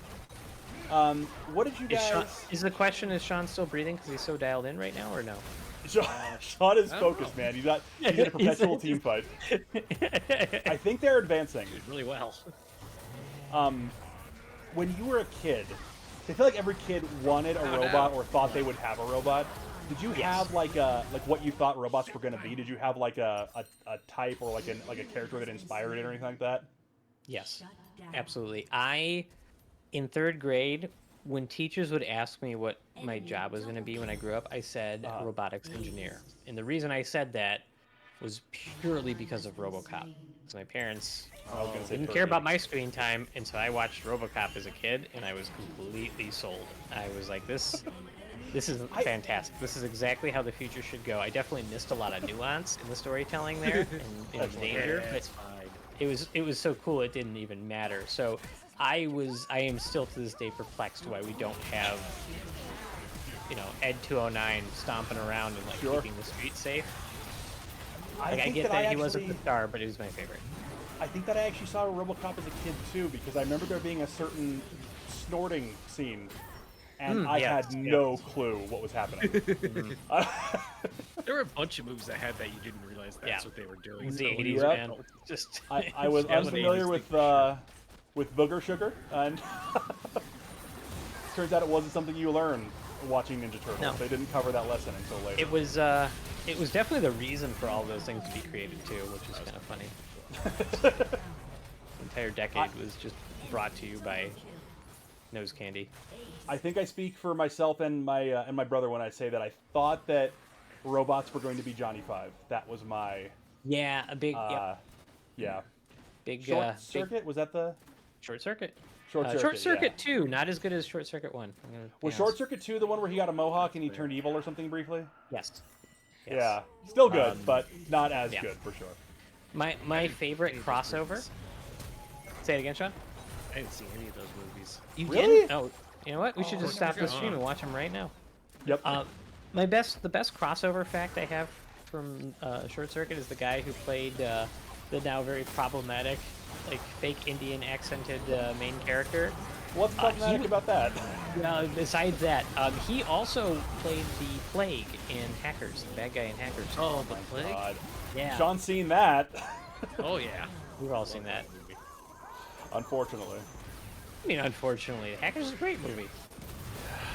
It's a movie. 10 out of 10, no notes. Yeah, no, absolutely no notes. Hackers It's certainly a is the future we film. all deserved. No, I'm a Hackers apologist. That movie is amazing. It may be dumb, but it's still amazing. I remember a family member having it was either a screen name or an email address that was Zero Cool. And I was like, there's no way this person knows Hackers. There's no way. But that's like where I know that from. So I don't know. That's hilarious. Maybe your family member's pretty cool. I don't know what to tell you. He's So not. let's talk about some more fun disasters here. So No, talking Grant, about you don't that need one, to watch Hackers again. You should watch Hackers again. No, you Absolutely, don't. You should. Okay, before we go, I went on. I did. I had a really fun. Speaking of dumb movies that I love and other people don't. The one of my favorite movies is Giant Mnemonic. I love it. It's great. it's ostensibly a bad movie, but I love it. It's like the best Dolph Lundgren movie there is. And so it just so happened that here in Milwaukee a few months ago, the director was in town. He's got an art exhibit going on, and he was doing a black and white screening of Giant Mnemonic at one of the theaters here. So, like, got to say hi to him and like watch his movie, and it was kind of fun because Giant Mnemonic got like, I know this will be a surprise, but it got panned by all the critics because it, I mean, by a lot of objective measures, wasn't a very good movie. But part of it was like they didn't let him do a lot of the things he wanted to do because he ended up doing it for a big studio. When you watch it in black and white, it's so much better. I know it sounds like Interesting. but it actually is the way kind of he envisioned it. He wanted to do it in black and white. They made him do it in color. And thank you, Janeth. I agree. Johnny Mnemonic is great. So so watching it in black and white. And the other cool part was like I was in an audience of people who absolutely loved that movie. And so like at the end, it's a big theater here. There, several hundred people like clapping, standing ovation at the end of the movie. And I have to wonder if that director's ever heard that before. It was. The director was present. Yeah, he was there. That's amazing. That's really cool. It was super cool. And so Granite Giant mentions Mnemonic, that it's a very Shadowrun-esque film. yes, 100% why I definitely dig it. So it's got that cyberpunk-y vibe to it. I've never seen it. Oh, you've never seen it? Oh, yeah, I've never seen it. It is cyberpunk. It is very much cyberpunk. Yeah, it's based off what is it? I know, Draneth. We'll watch it soon. I know. Yeah, yep. Right? What's that? No, it's a book. Do Androids Dream of Electric Sheep? I think is the book it's based on. That's what Blade Runner's based on. Oh, okay, maybe I'm thinking of something else. No, that's Neuromancer, I thought. Do Androids Dream of Electric Sheep is Blade Runner, right? Tell me, Granite, please tell me I'm right. I have to be right on something. Hey, you're the fact checker. Look up what's Giant Mnemonic based off. It's based off a sci-fi short story. I'm crossing my wires. Crossing my wires with a cross. Give me a crazy word like mnemonic to spell. Yes. Okay, so Blade Runner is based on the Android. Okay. The 1995 movie Johnny Mnemonic is loosely based on the short story of the same name by William Gibson. Okay, William Gibson. Okay, cool. We settled that. So back to robot failures. Yeah, oh yeah. He's super bad in it. Like Keanu and Dolph Lundgren. He's not. Okay, I'm sold. Yep. We're watching this, Draneth. Yep. All right. So speaking of robot failures, another robot with limitations was Zhuanfeng Zhaozi. I'm sure I'm saying that correctly. Why do you have to dunk on all these robots, man? They're already embarrassed. They didn't make it through the So Zhuanfeng started off strong, but broke down more and more frequently towards the end of the race. At one point, it fully plunged to the ground, face down with its head, and its head became dislodged from its body. A team of human operators quickly swooped in with duct tape to fix things and put Zhuanfeng back on its way. So did the head not matter? Can it run without? Because I feel like if you disconnect the head... We're hearing a lot of unimportant head stories where they just go flying off. Yeah, I mean, I feel like you're designing your robots wrong. Maybe you connect the head to the body. I don't know. Yeah, crank it up. Put the head in the tummy. When it was finally almost done with the race, Zhuanfeng had a cooling pad attached to its front, and its right foot was out of step with its left, and yet it still managed to wobble its way across the finish line. So that is Speaking of robots, true enough runner spirit. Get him, Five. Get him. That's definitely a robot. No, in the chat. I know. I see him. Get him. Duranit says the controlling computers are usually in the torso because there's more room. That's what I thought. So there's no real reason why for it. Put the head on it? Yeah, like, it just feels like it'll throw the balance off. I know that Jacob and I. Cool it looks. Put a Gundam Well, if you put a Gundam head on it, that makes sense. Hmm. Like Jacob and I are out here with gigantic heads, and let me tell you, it does not help the balance at all. No. Having a big old noggin like that. Let's see.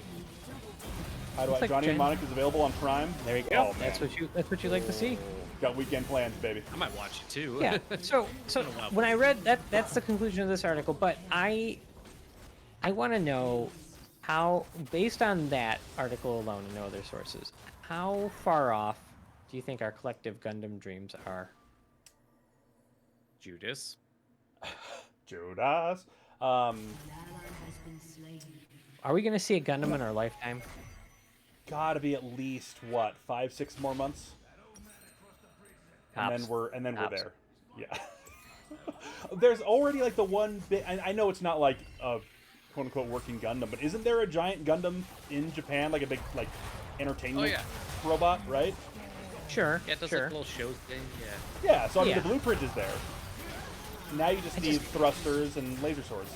Just can't be the most efficient way to make a robot. You know what I mean? It just there's no way it's the most efficient way to do it. I don't even know at this point. You probably want the. Go ahead. I was gonna say you want the 8-wheeled like propeller tank robot. That's gonna be easier to make. Just make it a robot. I feel like once upon a time, the thought, at least in like sci-fi, like in our collective imagination, was the first country that develops like a big humanoid like army robot, it's over, baby. That one, I don't even think it matters anymore. We talked about quantum computing on a prior episode, and like, okay, we're just gonna hack your robot. Like, I don't think it even matters anymore. It's gonna be so information based. Like, the rule of cool still dictates that the first country to get a Gundam should be like, they should get like a 5-year status as like the ruler of the world. You would definitely think so. Yeah. I mean, yeah, I think it just doesn't make sense to make giant humanoid robots. It's just really cool to do it. Yeah, as is demonstrated by these robots, bipedalism is not working. No. It takes a lot more processing power to keep it upright. So put it on a series of wheels, slap a Gundam head on it, and put it near your enemies, and it'll slam into their walls to bring down their cities. I think my take-home point from this whole reading experience was that robots are far better at taking jobs than they are at taking steps. Jeez, that guy's fast. Look at you. You gonna put that on a t-shirt? Would you buy it? Yeah. Available soon at SavePointSociety.com. SavePointSociety. SavePointSociety.bluechew.com. That's where you'll find our /BlueChew. Bluechew.gov soon enough. I mean, come on, we're not that far off. Yeah, I'm sorry. It's Yeah, I mean, I don't know. I wonder if you guys had any ideas about improvements to the robot design that these engineers could have, because clearly we're behind where we need to be as far as wandering around robots are. I'm sticking with my original thought of like trying to make robots look and move like humans is a fool's errand. For 2 reasons. One, it's way more difficult than making them like tread-based or quadruped. And 2, it's scary. Robo-humans are very scary, and I'm for the 3rd time coward. I don't like it. I don't want it. Make them cute, make them fluffy, make them square, make them anything other than people. Do you want them to actually be fluffy? Just put like hair on the robots? I feel like that's a little weird. Maybe squishy is a better word. Like marshmallow. If you like squeeze the robot, it makes a squeak. Yeah, I think I'm slowly describing giant Furbies, and now I'm taking it back. Now I'm retreating from this position, and I no longer want to hold this ground. I haven't thought about Furbies in a hot minute. Or have I? Hard to say. Hard to say. So yeah, I mean I think the summary of that article is, you know what, robots are still really cool in concept. We're just not there yet. Maybe stick to drones. Drones are like the most effective robots. I think that's probably the take-home message.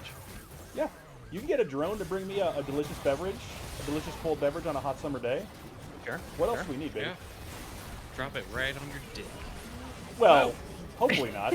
But I tend to consume with my mouth first. But... Just like a cup shop. That was amazing. That was out of left field. I enjoyed that. Well, we are... Sean, how many games is this? The 3rd game? I don't remember. I think it is the 3rd game. Yeah, the 3rd game. Okay, because you had... Okay. Hey. Yeah, then. Have we claimed victory yet? No. Wait. Okay. You haven't won yet? Oh, it's painful. Painful. Well, as long as you die fewer than 80 times during this stream, Sean, you're still going to always... Shut up, I hate you all. In fact... You're still behind the record. I wanted to illustrate perseverance in motion, and the fact that I did eventually beat that game after wanting to give up and cry on stream. I hope that was a beacon of hope to our young viewers. It was a probably- source of inspiration, for sure. And hopefully those young viewers didn't hear Sean say dropping things on there. On their lap. As I punch my microphone. Yeah. Well, the microphone is partially a robot, and you need to make sure that the robot understands that we're still in charge, at least for now. Exactly. All right. I know we're gonna have a cleansing article. I got one more sciencey article. You guys game for one more? Yeah, I think we're only about an hour and a half into stream, so We're about an hour and a half in. I don't have to work tomorrow. Tomorrow I have off. So all I'm gonna do is punch a hole in the wall behind me. So, I can be tired tomorrow. It doesn't matter. So I'm good to go. So one other like esteemed serious scientific article I have is go Arbor Day. I agree, Janeth. Janeth and I are both off tomorrow. You want to come over and help me with my electrical work? Wait, did you take tomorrow off, Draneth, or are you just closed? We're not moving the stream until you answer. By the way, we're gonna sit here in silence until you answer that question. Are you serious? This is a holiday for you? What? I specifically took a job in my industry because it has the most holidays, and I don't have a holiday tomorrow. This is ridiculous. He doesn't get Columbus Day, so. Oh, so your business is racist against Italians. I see how it is. Okay, that's going to be another topic for another show. Can't be racist against Italians. Anyway, I was saying, yeah, tomorrow, Janeth and I will be observing Arbor Day with a day off, sitting on the couch. But I think that it's a perfect time for us to talk about some fancy rocks. And that's the last article I have here. It's this comes from the Observer, and it is titled "It Blew Us Away: How an Asteroid May Have Delivered the Vital Ingredients for Life on Earth." We're going big on this last one. Are you ready? Are you ready for one of the sexiest descriptions of the early universe I've ever read in print? I'm not sure that I'm ready. Allow me to turn on my fan in case I get a case of the vapors whilst you read. You're about to. Okay, all right. This article comes from Robin McKee, science editor. And I think Sean, I think verklempt is like I'm so emotional that like I'm choked up. He is. He's okay. No, it works. I don't think verklempt is I'm. Fact check. Can you fact check that real quick? Okay, hang on. Mean? Stopping the stream until we understand. Yeah, we gotta find out. Did we say something bad? Hang on. Yeah, did we? It's not bad, but it's. Oh. No, it's just overcome with emotion. I found myself getting a little verklempt just thinking about it. I don't think it's like passion though. Anyway, it could be. Sean experiences his emotions how he experiences them. Stop. Sean's verklempt. All right. Sean's feelings are valid. Well, I'm about to make him verklempt. So. And cantankerous. I don't know. Yeah. This comes from, I think I said it, but I forgot already if I did. Robin McKee, science editor. So, sciencey article. This starts several billion years ago. At the dawn of the solar system, a wet, salty world circled our sun. Then it collided catastrophically with another object and shattered into pieces. Okay, I'm okay. I'm okay. Hands are up, so you can see it. All right, there we go. Good, keep them up there. Yeah. One of these lumps became the asteroid Bennu, whose minerals recently returned to Earth by the U.S. robot space probe OSIRIS-REx. And they have now been found to contain rich levels of complex chemicals that are critical for the existence of life. How cool is that? Right? So, carry on. No, it's just look. That's a great lead into like the early milieu of the planet. That's a good description. It was poetic. It painted a picture. I don't know. The word "wet" was kind of disturbing in there. I was so distracted by the colorful language that I wasn't actually following the description very well. Is what's being postulated here that Bennu is the asteroid that carried the chemicals that led to life on Earth? Is that what's being postulated here? That's kind of where this is going. Yeah. So okay. the wet hot planets slam together, planetary bodies, and then like the fragments, one of which is this asteroid Bennu, is floating around, and it's got like some really cool stuff in it, which we'll talk about. So this all kind of also this article deals with what's going to be an emerging display at the Natural History Museum, and it's an exhibition called "Space: Could Life Exist Beyond Earth?" And so a lot of it's going to be kind of referencing that. So that would be pretty cool. Have you been to that museum yet? Before, by the way, I think it's the one in Washington D.C. I'm pretty sure it's no. that one. It's pretty incredible. It's I've never been to. so. I've never been to Washington D.C. I've Oh, never been I've never been to the East Coast. Washington Really? D.C. Yeah. is that the second thing you said is pretty impressive. But yeah, Washington D.C. When you walk on the National Mall, it gives you this really sense of like, wow, this is the center of our nation. And then you watch everything that happens on the news, and you're just Yeah. double disappointed.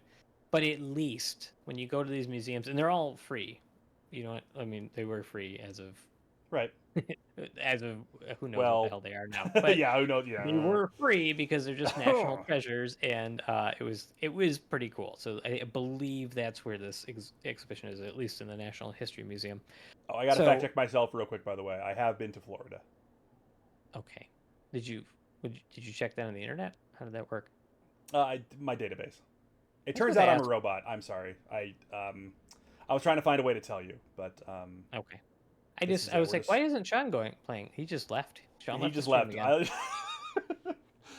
Sean knew I was going to mention that I've been to Florida, and he was about to get verklempt, so he took a lap. I was like, oh, I was getting the Schwitzen faces. even. So hot down there. Disney World obviously was the. Anyways, sorry, I didn't mean to okay. distract you. Yes. Okay, I don't think Disney World's on the coast though. Did you actually go to the coast? No, but that's as East Coast as I think I've ever been. Okay, I guess we're gonna have to count it. Yeah. So, all right. So as the exhibition will reveal, the basic chemical building blocks for life can be found in all kinds of other objects in the solar system, such as meteorites. However, the material from Bennu, which, just in case you're wondering, is named after an Egyptian mythological bird. Those chemicals have been found to be particularly rich in the deposits, these life-giving deposits. Its parent world clearly had underground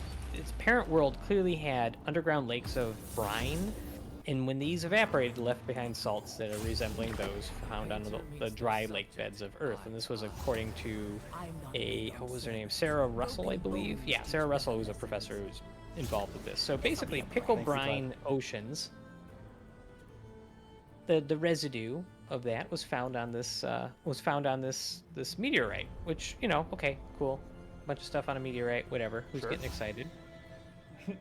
Corbin's not excited yet. So No. in addition, here's where it gets even hotter. In addition, phosphates, ammonia, and more than a dozen protein-binding amino acids that are present in life forms on Earth, as well as the 5 nucleotides, building blocks that make up RNA and DNA, were found in the samples that were brought back by OSIRIS-REx. That's actually a pretty cool bit. Can you So- say phosphates on Twitch? I was about to say Just we're did. definitely going to Is get this- canceled for saying RNA. Do we need to That's turn on the probably- age restriction on this stream? Side note, real quick. Bennu, also known as the Phoenix, is an ancient Egyptian deity associated with sun, creation, and rebirth. Okay. Wait, is that coincidence? I'm not sure. Was it given that name and then it just so happened to be involved? I'm kind of curious about that. But, I mean, I assume it was after the fact, but it's, The meteorite was named by its detail. parents. I mean, how did his parents Well, know it of was course. named up to be? Also, Bennu is, so when you think of the Phoenix, and maybe this is just me, because I grew up on JRPGs, I think of the And Firebird. X-Men cartoon. Sure, I think of the big, like, red, the flaming wings, and the crazy Sure. colorful The Bennu in Egyptian lore is basically just a pelican with a hat. Okay, fine. I'm I'm not mad about sorry, that. I don't mean to be all. disrespectful. A pelican Better with a than I was crown. expecting. Come on. Yeah. Okay. It's a nice pelican. What do you want? It's a good looking pelican. So this space rock basically has all this residue that are like this protein, the amino acids. We kind of talked about that one episode. They're like the building blocks of protein. But it also, considering it had like bits of nucleotide type material, like the building blocks of DNA and RNA, like That's kind of That's- wild. that's pretty insane. And what this does, it doesn't say that Bennu did this, but it strongly suggests that asteroids similar to it crashed to Earth and could have brought a bunch of these crucial ingredients that led to the, the source and appearance of life here. I mean, I don't know. Do you guys have an alternative explanation for how life begins here? Do I have an alternative explanation for how things began? No, I don't. And it just so happens that on Earth, with its, and again, we're going back to the saucy language, with its warm, stable environment, this led to the first appearance of reproducing organisms more than 3.7 billion years ago. It remains to be seen if they appeared on other promising worlds, such as Mars and the moons of Jupiter and Saturn. So, I'd like to think of Earth as a warm bath. I mean, it's not the worst description. Especially back then. Back then it was... more like the just right path. Yeah, Shon. Thank you. Isn't that the whole thing with Earth being the Goldilocks zone, where you have to be like, we have the just right conditions to sustain life? Mm-hmm. Yep. As we know it. So, like, the other parts in this article were like, what about the moons of Europa, Ganymede, Titan, and Enceladus? I don't know that one as well. But these are like moons, especially I think Europa is known to have a brine ocean under the surface. So if these meteorites have crashed in other places and they were carrying all these building block type materials, so who knows? I mean, they might have. Did you say a brine ocean, like a salty? Brine, is that what that means? Yeah, I believe high salt content. Yes. High salt content. Yeah, okay. I don't. You brine your meats. Same thing. Yeah. Yeah, that's what I was just thinking it in the context of cooking, and I was like, am I being stupid right now, or is that the always? Just context? brine is just the salty water, right? I think. Yeah.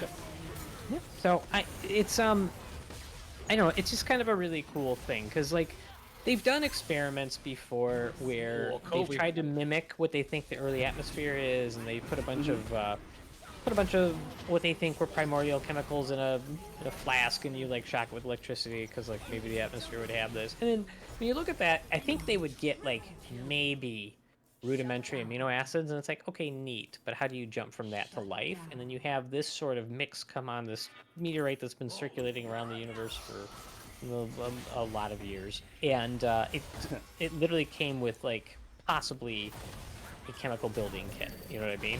It's just it's too cool not to be noted. So again, this could be my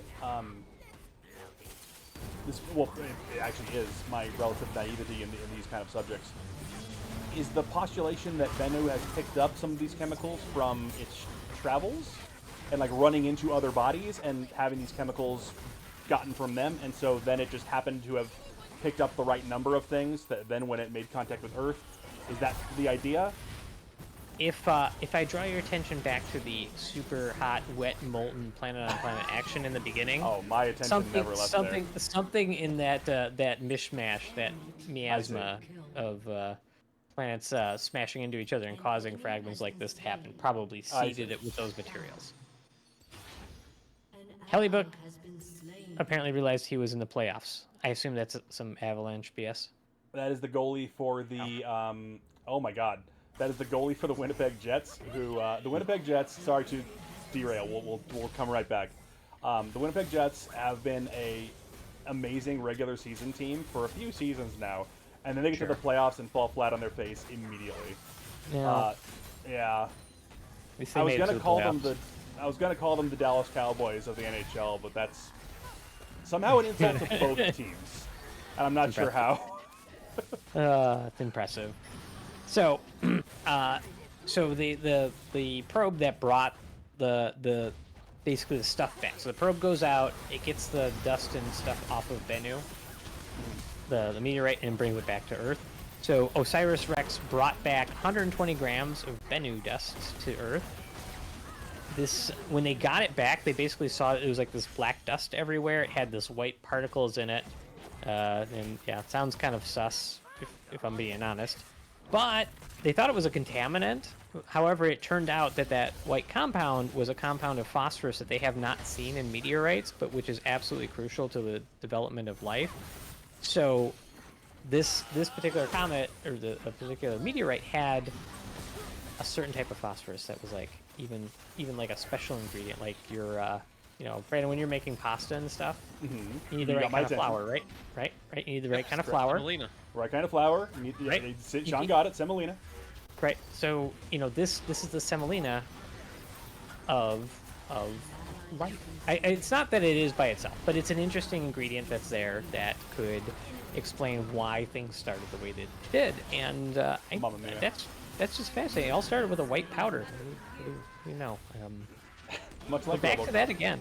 Back to that. Yeah, RoboCop and Life on Earth have similar origin stories. And most movies in the 80s, if we're being honest. But yeah. Correct. And honestly, a lot of early medicine too. When they discovered that white powder, I'm trying not to say it, but I feel like it'll probably get us. That's got to be a down. bad Twitch word. It's got to be a right? bad word for Twitch. Right. But yeah, that same powder. Like, there's a lot of fun stories in early medicine when they discovered that powder and oh yeah, what it could do and how it could make your spine go numb. And they the doctors who were joking around with each other and giving each other spinal injections to make their legs go to sleep and stabbing each other with things. They're like, it's cool. This is anesthesia. Duranoth named it Coca-Cola. No, There's a reason it has that name. Exactly what we're talking about. Uh-huh. So, and I don't know if you guys saw this too, but the prospects that life might exist elsewhere in the universe did make headlines last week when it was announced that observations of the exoplanet K2-18b by the James Webb Space Telescope had revealed chemical fingerprints of two components that on Earth are only known to be produced by life. We need to name our planets better. We do. That is the #1 takeaway from this article. Horrible planet. I feel like if you all right, look. If Brad says, "Do I have a video for you?" Oh boy, I bet you do. If you're naming okay, look, there's a lot of planets. I get it. You're finding them. You're just tagging a number to them. I feel like if you think they might have a signature of life, you have to give it a cooler name than that, right? Seriously, ask any sci-fi writer. The main planet you go to in, I think it's Metroid Prime, is Talon 4 or Talon 5. That's an awesome planet name. Okay, yeah, it's a good name. The Warhammer guys do it. They just yeah. Yeah, I completely agree. So yeah, and those two compounds, in case you were curious, Brandon, are dimethyl sulfide and dimethyl disulfide. I was gonna guess that. Yeah, which I think with all the sulfide, those probably smell like farts. I'm a big dimethyl sulfide fan. I've been following them since they were, indie. So that name, I feel like that compound sounds familiar. I think it's implicated in spontaneous combustion. The dimethyl sulfide? Let's find out. Hold on, it's something like that. Dimethyl. No, it's DMSO. I'm thinking DMSO. What is DMSO? I don't remember. DMSO is dimethyl sulfoxide. So you were very close. I think that's implicated in spontaneous. But it turns out you need to go back to school because you forgot chemistry studies. Yeah, that's true. I use it all the time. Was it? Okay. Well, whether it's maybe we should dimethyl sulfoxide is a chemical solvent that is sometimes used to help reduce inflammation and pain, and may also be beneficial in reducing leakage during chemotherapy. Max, what is leakage during chemotherapy? What does that mean? Depends where it's coming from. It has been approved to treat only one condition, interstitial cystitis. Yeah. But I think interschnitzel. I feel like it's been. I think DMSO has been. It's been implicated. I did a show about this some time ago. That some people that used to take it as like a bunk cancer cure, and it could make you kind of combustible on an operating table. Anywho, Granith says the problem is there are so many planets. Well, yeah, but the planet in Metroid 2 is SR388, and a planetoid in Alien is LV426. And again, he just comes down from his mountain. He's not Googling this, folks. He knows this stuff. He's plugged into the Matrix. That's just how it works.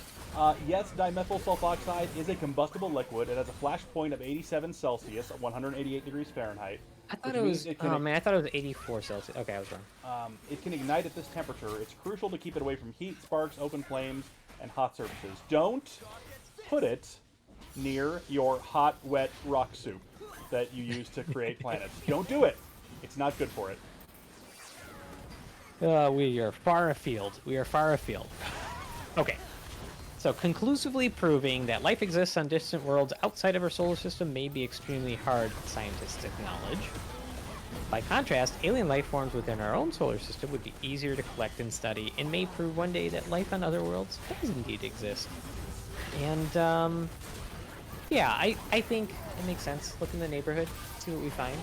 And then it's somewhere in here, I didn't underline it, but there is I think there's a Swedish probe that's going to be launching to Mars. It's supposed to try to drill into the surface in 2029, and so it might find some stuff under there. I don't know. Let's go look. Let's go. Yeah, why not? This is a cute theory, but I think you will find that men are from Mars and women are from Venus. Pretty sure we discovered that at least 40 years ago. So, cute story, but That was settled on this one. that was actually, remember when that book came out? I don't People were remember. lauding that book like it was Let's brilliant see. work. When did... Let's say mid-90s, 95, 96. 93. When did it come out? 92. Well done, Shon. Oh. Dang. All right. Yeah. So, one of the things, this is one of the, who is this person? Smeed Marin. One of the, Smeed, I wrote handwriting is bad. Sinead Marin, the museum's senior exhibitions manager, said that one of the things we'll be asking exhibition visitors to think about is how we would treat life if we found it on Mars or another world. Would we stay away from it? Would we try to interact with it? And then she said, or would we try to eat it? I was like, Are those the three options? that's what she came up with. I don't. I've never seen a movie where there's like aliens being portrayed. I'm like, I bet those are tasty. I bet. I feel like the correct answer usually is fighting them. that we capture them and then we force them to run a half marathon. Correct. And see how they fare Aren't they against our faster fastest than robots. Correct. I don't know. I thought I was like, eat them? I don't know. Because I mean, here's the thing. Like, most likely, what we're going to find if we find life in this galaxy or in our solar system, it's going to be like a smear of goo. It's going to be like It's gonna be like a this green single cell goo. organism or something. Yeah, it's going to be like a slime, and they're going to be like, all right. I have to wonder. There's going to be some astronaut sitting on the surface of Mars, like looking at this pile of goo and going, I wonder, there's a spread that on toast. They're not going to be thinking that. They're going to be like, cool, I'm going to put it in this test tube, and I'm going to take it home. And, so I think it's interesting. I mean, it's always fascinating to kind of think about what happened, how did we all get here, how does this all start, and there's obviously a lot of it existential questions, but Sure. it's a cool little breakthrough recently, right? I started thinking about toast, and Okay. Oh, yeah. hey, sorry. toast, What kind- underrated food. No, that's fair. What's your bread of choice? I'm a sourdough man. Sourdough. Oh, okay, yeah. No, Are sourdough's you a excellent. rye? Yeah. Not for any reason. I actually do like rye. Here's the thing. So the Italian grocery course you do. store that is up the street will Uh-huh. sell traditional rye every once in a while, and the crust is salted. So it's salted. Ooh. And that's a game changer if you've never had it. Yeah, If you have okay. salted rye bread, it's the best toast on earth. I would actually smear alien goo on it. I'm sure it would be amazing. I didn't ever have rye until I worked in a breakfast restaurant, and we had like 4 or 5 different kinds of bread, and one was rye. And I will say, when you toast it, I'm not a huge fan of the smell, but it's one of those things where the olfactory doesn't really play. When you eat it, I don't taste that smell ever. Like, it doesn't have that pungentness. Forever wreck rye bread. I love rye bread. What's the So good. seed that they put on it? There's some kind of seed. Rye seed. Is that literally what it is? I don't know. I asked. Dumbest You're the thing on fact planet. checker. You look it up. There was. Okay, I'm sorry. Yeah, hang on. That's not the word. I was was thinking starting a of. rye bread tomorrow evening. Excellent, sir. Caraway seeds. That's the one I was thinking of. Yeah, I can't rye. prove that, but caraway seeds. I think that's the smell that bothers me. Like, yeah, that was You can't prove that wasn't what I was thinking. fair. Speaking of not being able to necessarily prove, or whenever we get to talking about extraterrestrial life, Which we I do. like I like thinking about and discussing the Fermi paradox. Are you guys familiar? I've heard of. I couldn't quote it to you, so I'll let you quote it to me. The Fermi paradox is the apparent contradiction between the high statistical probability of extraterrestrial life existing and the lack of any conclusive evidence of it. Sure. And so what that always leads me to in the conversation is, which one do you find scarier? The idea that there is life out there somewhere, or that there isn't? Or maybe more interesting, maybe scary isn't the word. I'm a coward, fear is my primal emotion. Okay, fair enough. That's fair. That's fine. This is a safe space. I just don't. I don't think it's probable that there isn't life out there, especially because we exist. And I think we tend to think about these things. Like, okay, there's probabilities, and probabilities can be astronomical that like this happens again. But we also said things like that before we knew that bacteria lived in sulfur vents and 9,000 degree temperatures, and we're like, oh, maybe life was kind of adaptable to a variety of circumstances. And I think that knowing that, especially like some of this emerging evidence that maybe, hey, rocks slammed into planets and then could brew life from these ingredients, and in not just Goldilocks. We always think of ourselves as like the center of the universe, but I think when you add all that together, I think it's very likely we find life. We probably just maybe the Fermi paradox applies to life that looks exactly like us. Yeah, that's probably a good way to look at it, because the whole thing, meaning that he agrees that the statistical probability of there being extraterrestrial life is high. Yeah. But it's just strange that one of us haven't found the other yet. Is his? I don't necessarily know that is a paradox. Maybe yeah. It's hard. I mean, because the distances between planets and galaxies are so vast, and we can Star Trek our way through wormholes and stuff to get to places quicker, but we don't know that's actually theoretically possible. Draneth has descended from the mountain. Hang on. Okay. The answer, quote unquote, to the Fermi paradox that's theorized is that there's something that happens to any civilization once it gets sufficiently advanced that kills it off, which prevents it from spreading. Draneth, we're doing that right now. Yeah. How exactly so? What could humans possibly do to destroy their civilization? Yeah. I mean, it's hey, who knows? Yeah. It's Have you seen how fast our robots are, Trev? We're gonna be fine. We do not make fast robots. The civilizations that did make fast robots, you don't hear from them anymore. That's true. We're crossing the threshold. We gotta be careful. Yeah. No, I think.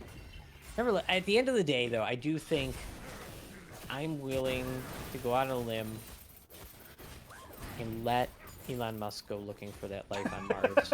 We can go ahead and send him that way. He should be able to try to find a life form that's just like as charming as he is, and they can live happily ever after. Let's try. Honestly, if you tell him that we'll like build a statue of him outside of like the 7-Eleven in Dallas, he'd probably do it.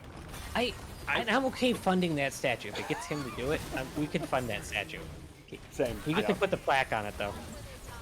I have a feeling that he is like the dumbest person of a super advanced race that they just shipped off because morally they couldn't kill him, and he landed here and just somehow.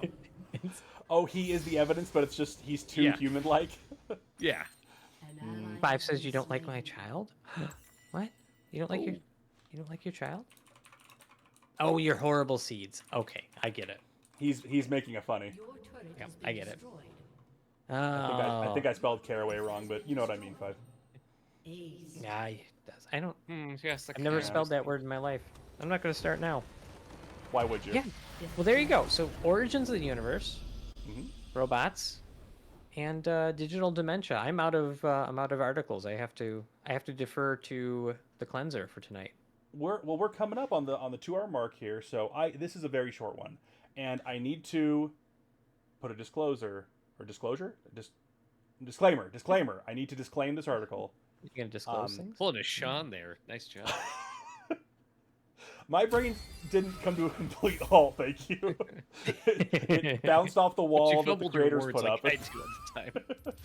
Caraway, thank you, friend. And fennel are two of the. I don't know. Oh, fennel's like know. Brand, you know how we feel about fennel, right? I love fennel. Fennel seeds, since they're like in every Italian sausage. Yeah. Well, that's okay. I don't. Caraway's got a smell to it. Sorry, disclaimer yeah, on sure. this final article here. Mm-hmm. It seems that the animals in this story are okay, so don't come at me. Okay, so you can. Yeah, We it's are fine. in. It's gonna This end is okay. from. This is from AP World News, and the headline is that Spanish police arrest 2 people linked to a cat smuggling ring based in Majorca. I'm gonna pause now that we have better defined our society. What knowledge is this furthering? This is furthering our not well. It's big cats, honestly. Yeah. Okay. All right. No, Yeah. we need to learn about big cats. Please This do. is big. This is big cat biology and big cat society, as you'll find out soon. They have their own. Okay. This was in Madrid, Spain. They arrested 2 people in connection with the sale of exotic felines on the internet. The authorities seized 19 animals, including I forgot how to look up how this is pronounced. Caracal. Is it caracal Carousel. or carousel? I think it's carousels. Yeah, those including the meanest cats on earth. You yeah. ever There's seen that videos one of on those? yeah the one Oh, on yeah, YouTube they're called awesome. Pumbaa. He's the worst. Yeah, they just hiss and growl at you, and they're Yeah. terrifying. I don't. Why do people keep these? I don't know, because they hate themselves, and they should hate themselves for liking carousels. And 2 servals. That seems Uh, seems a little bit in an much. operation in Manacor, more than 40 irregular animal passports from countries such as Russia, Belarus, and China were also found. That Animal passports? Do they have their own passports? I'm not sure. They don't actually specify that in the article, and Lord A dog knows, passport? for the palate cleanser, I was not doing a deep dive into this stuff. I was taking it for what it No, was. Fair. The suspects involved, though, so they seized the carousel and servals, and the suspects involved were offering for sale white tigers, clouded leopards, Eurasian lynxes, hyenas, black leopards, and pumas. How are they smuggling these? They apparently were trying to crossbreed these felines with domestic felines, and then they were smuggling them to countries like Russia and Ukraine, because that has become like a fad there. Okay. Speaking on more YouTube channels, and this one is much more wholesome, but the channels, I think it's I Am Puma and I Am Cheetah, is I believe a Russian couple, and they have a pet puma, who is like the runt of a litter, I think was the story behind it, and then a pet cheetah, who I think used to be a performer, like a circus animal. Yeah. And then I think they were both rescues, so to speak. But this couple takes very good care of them, but they're kind of like celebrities. But I remember seeing, there was it was a fellow related to, let's see, the current cheetah was purchased from a zoo. Okay, is the current cheetah Gerda, or nothing happened to Gerda, right? You're way more invested in these people's stories than I realized. Oh, the original cheetah was a circus. Okay. But I can't remember the name of the. It may have been a Chechnyan leader. I remember there was a Putin ally of some sort who Sure. he was famously always photographed with it was some kind of exotic cat. I can't remember what it was now. Well, But this is like a thing. We're gonna in get those pushed countries. out of a window because you said his name. Well, I'm but sorry, this was I just stood near a window and fell. Yeah, exactly. Like, don't get it right. You can't prove anything. Mm-hmm. But this couple was stopped. So they do in the article specify that they were alleged to have offered for sale these animals. They were never alleged to have actually had them. So partially smuggling some of these like crossbred domestic exotic animals, but also possibly fraudulently trying to sell ones they didn't actually have. I don't know. But the couple was caught.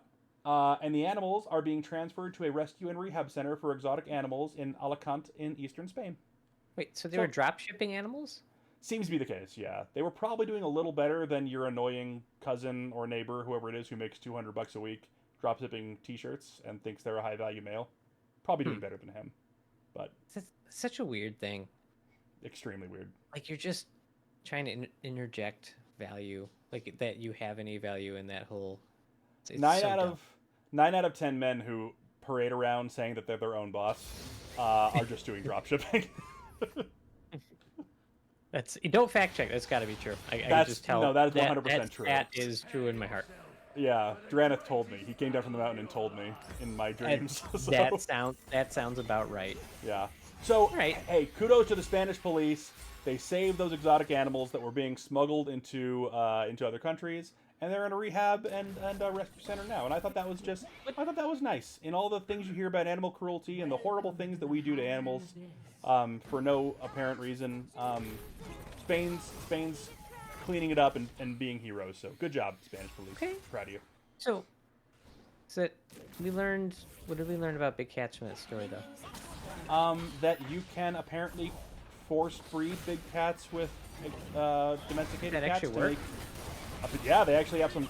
They have some Well, now photos in the article. Okay, well, I wanna know what works best.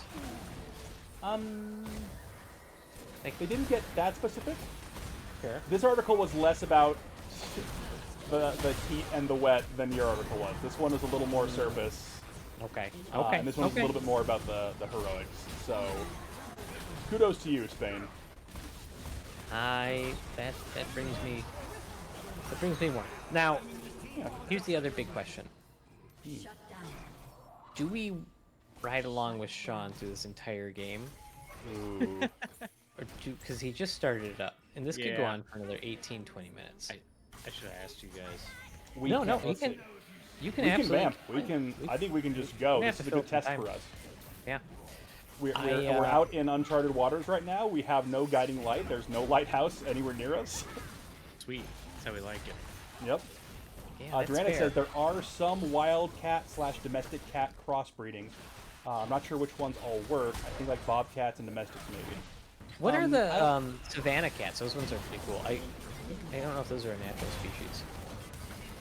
Savannah cat is like a name for the cat. Maybe it.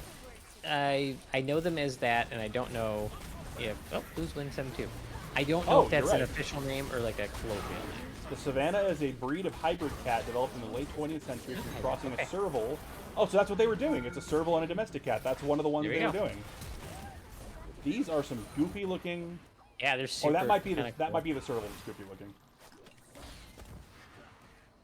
They're real cute. They look like domestic cheetahs. Yeah, they're like, they're big. They're huge house cats. That's kind of what they Yeah. look like. Yeah, They're they're real- massive. Oh. I'm actually kind of sad this couple got caught now. I kind of want one of these. Or, hey, Brandon, just get one. You can buy them. They do. I Yeah, think just buy you one, can Brandon. buy savannah cat. What's a savannah cat go for? Why don't you look that up? Let's go Grab my Savannah trip right cat away. on, and we're just gonna do shopping on Google and see what happens. Yeah, that's fine. We're going to the I'm not shopping gonna lie, it might be tab. more in your car, Brandon. I can get a Savannah cat posable plush toy for $1,500.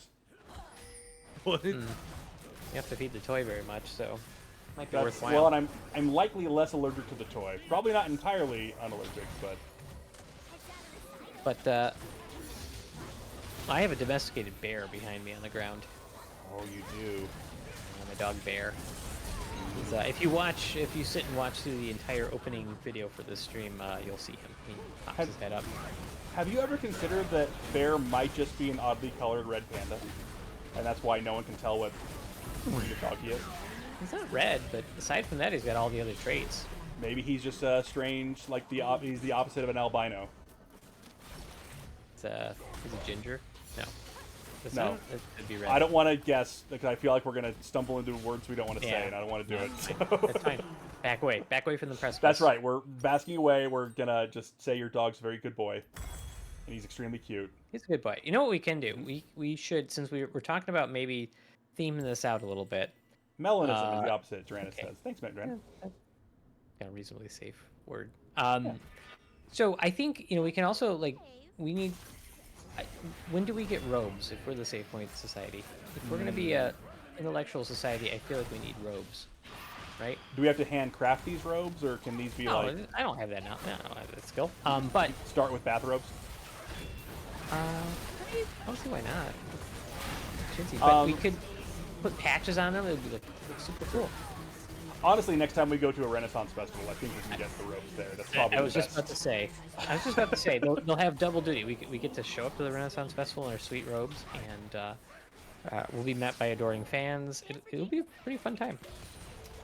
Will look like this is a bit of a deep cut, but Oh, now I can't. Are you familiar at all with? There was an old, not quite FMV game, but it was like a point and click that was very FMV based called Harvester. Have you ever heard of this? I don't. No, I haven't. It's a horrifying. In game, Harvester, but there's it's like banned, right? Sorry. Oh yeah, it was like uber violent, but like it was extremely tongue in cheek, and it wasn't well. At least I think it was. I guess I'm not actually sure, but it didn't seem like it was meant to be taken like seriously. Okay. It kind of seemed like it was lampooning like ultra-violent games. But there was a when you talk about like wearing the robes, there was like a cult that ran the city. I think the city was Harvester or something. Okay. But there was like a cult in there that very much ran. Yeah, Duranus. It was satire / social commentary. That wandered around in their cloaks. That's all I can think of is like these weird, like brown, like monk robes. Is that what we're going for, or are we going more? Do they look cool? No. No. Then we gotta pick a different kind of robe. But yeah, we need robes. I mean, you put sweet patches on them. You know, we can kind of deck them out a little bit. Yeah. I'm just saying, there's places we can go with this. Better. No, I don't know. Are we living out a fantasy of yours? Have you always wanted to be in a robe on camera, Max? I want to buy a robe. I see. But you never had that excuse to do so. But now you're like, well, we're in a society, so. We are in a I society. already got my robe, technically. Yeah. Oh, Sean's got an amazing robe. I bought Sean that robe. Yeah, you did. Sometimes you buy It your is boys heavy. clothes. It is heavy, scratchy, and hot. That robe. Why is did you made- buy Shon a robe? Okay, here's for the Backstory. stream. So, I was wandering through an antique store here in town, and there was two amazing items that were there for purchase. One of them was a homemade velvet painting of Hulk Hogan. I'm like, yes, he's a terrible racist, but this painting was so terrible, it was amazing. And so I was like, I gotta buy this. And then there was a robe, which I can only imagine was like a Father Christmas kind of costume that was homemade. Oh. So like deep blue with big white fluffy cufflinks. It looks like a Ric Flair robe is what it looks like, and that's why it caught my eye. But it's made out of the heaviest like car upholstery material. It's insane. It's not a soft cloth. It is the thing. I had to ship it to Sean because I told him I was gonna buy it for him. I think I paid $20 for the robe and then like $70 in shipping. It was something stupid because it's so it is incredibly heavy. It's 30+ Yeah, it's like a pounds if I weighted remember. vest. Yeah, it is floor. Okay. Yeah, it is so haggard. It Shon is physically training like hurts. Goku in that robe. Yeah, Yeah, it pretty physically much. hurts to put this on because it's so scratchy and heavy. And so it just picture me somewhere in that robe. Do you have a picture of you in it, Sean? I do, yeah. Excellent. So if that's your robe, you have to wear. That's why I bought it 5 years That's ago. why we have it. Yep, that's why we have it. And just gonna have to find some more robes in the wild. That's Yeah. just how it goes. Or if we ever build a robot, we're going to follow the tradition of making them look stupid when they run, and we're going to Thank stick it you, in that robe. Gryphon. It was a good purchase. I agree. Yeah. And that velvet painting of Hulk Hogan, if you ask, it exists. It's in Jacob's house. I'm pretty sure his wife hates it. It's I'm loath to say that any art is objectively good or bad. This is the first It's piece of okay. objectively good art I've ever seen. Yeah, it's No one can look at it and not see how beautiful it is. it's so homemade. It meant something to the artist. Yeah, it's pretty incredible, to be honest. You know? It's and so yeah, we have to get robes, and then at some point we all go to the same Renaissance festival and wear them. Right? How do we feel about face tattoo? Yes. Oh, I'm down. Yeah. Okay, well, I figured we were. I just wanted to make sure. We all get to we're pick just, Brandon's. yeah, we're just all gonna get a tattoo giving ourselves unibrows. That's gonna be that way it's more natural and it's less noticeable, and then we can branch out from there. Hard not to look pinky with a unibrow. John, how long do you think this game's gonna last? Just asking for a friend. Hey, you were the one talking about how, oh, I gotta work tomorrow. I could just be up late. I could be tired all I want. I know, but I brought 3 articles. We got through them all. Now I'm on a ledge. I don't know what to do. I know what to Don't do. jump. Don't jump. We're here for you. Metaphorically. Yeah. It is 10 minutes in, and no tower. This is gonna be a 35-minute game. This is going to be the first hour-long ARAM. Tell you what, Save Point Society viewers, if this turns out to be the greatest game of ARAM ever known, Shon is wait, no, is there any kind of replay saved for these? Oh, there is. Yeah. There is? You can download They all get replayed. Yeah, they all get saved for 30 days, I think. Ooh, and I got double. If this turns out to be the greatest game of ARAM ever played, and Shon is popping off, we'll upload the rest of this match as a separate video, Excellent. and we'll commentate over that and find something else to vamp about. But Perfect. we don't want to take up Replay your in whole night. perpetuity? Yeah. So Shon, are you cool with us winding things down? That's fine. All right. Alright. That sounds good. So I think that we've covered some pretty incredible ground tonight. Again, we revisited we learned gotta about take the the tower. furtherances Sorry. of robotics in the modern age, and they kind of suck, is the headline there. And then we learned about how old people should use their cell phones more often, but do fun stuff on there, not play mind-rotting games. And then we learned that life on Earth probably began from wet-hot planet collisions and rocks. Oh, can I rocks. say one thing? Absolutely. You can. I don't care who you are. Don't get your news from social media. Okay, Sean's going back. Yeah, no, that's fair. I think, Whether you're a senior citizen, a 8-wheeled robot, or a crossbred serval domestic cat, no matter who you are, please don't get your news from Facebook. Or no, social definitely media. get it from Twitch channels. Correct. Come on, Vel'Koz Group. Twitch channels Fair. who give you our sources. We have a fact checker. Honestly, we have a fact checker, and that's way more than Zuckerberg's beta would say. So That's way more than the most popular news channel in America has. that is frighteningly true. Judas? Why is your wife constantly attacking you? Yeah. Why don't you here? She's one of us. That's why. I think what we learned is that in order to exert your dominance, you need to challenge her to a race. And Good point. Mm-hmm. Good point. So, yep. She's asleep now. We'll tell her to wake up and time get to on win. her Jordans, Ultimate and you're wake gonna up your slap on wife. your big silly robe. Ultimate wake up your wife. Do it. Yeah. And we're gonna have a showdown. I think it's fair. So yeah, stay engaged as you get older. Stay engaged. Keep going. Don't let the malaise of life take you over. Robots shouldn't be humanoid because that's stupid and they're bad at it. Right. And that guy was really bad at Blitzcrank too. Speaking of robots that are humanoid, Speaking of humanoid robots, missed You see that that hook hook? by 8 miles. Yeah, that was embarrassing. look how Hey, Blitzcrank that walks. You gotta gimme. Gotta Yeah. gimme there. Getting blasted by a tower. Great. But yeah, no. So I think it was fun. We crossed some new subjects. We learned a little bit more about each other, and I think we just go off into the night wondering if Sean ever won this game. You know. You know, That's the I thing. love you all. I love you guys, but I hate my fucking team right now. Next week, I believe Corbin will be back from the cartoon realm to which he is currently banished. He'll be moving this once week. again. Yep.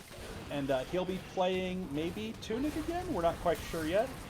And then I will be soon taking us back to Yarnum for another lighthearted trek through the middle 20% or so of Bloodborne.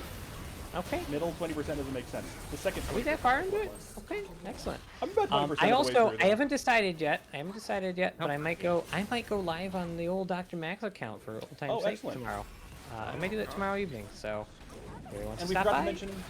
We forgot to mention at the start, but please, anyone who, if you come across the VOD, bad if you about come that. across us on YouTube, if you watch live, if you have any ideas for articles or topics you'd like us to cover, we are experts in every field that there is. All of them. So, We have them all covered.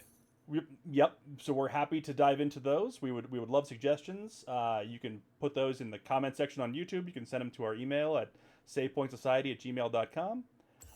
And then please follow the channel if you liked us here on Twitch. Like, comment, subscribe on YouTube, and build a Patreon for us and put money in there, and then give it to us. That's not how that works.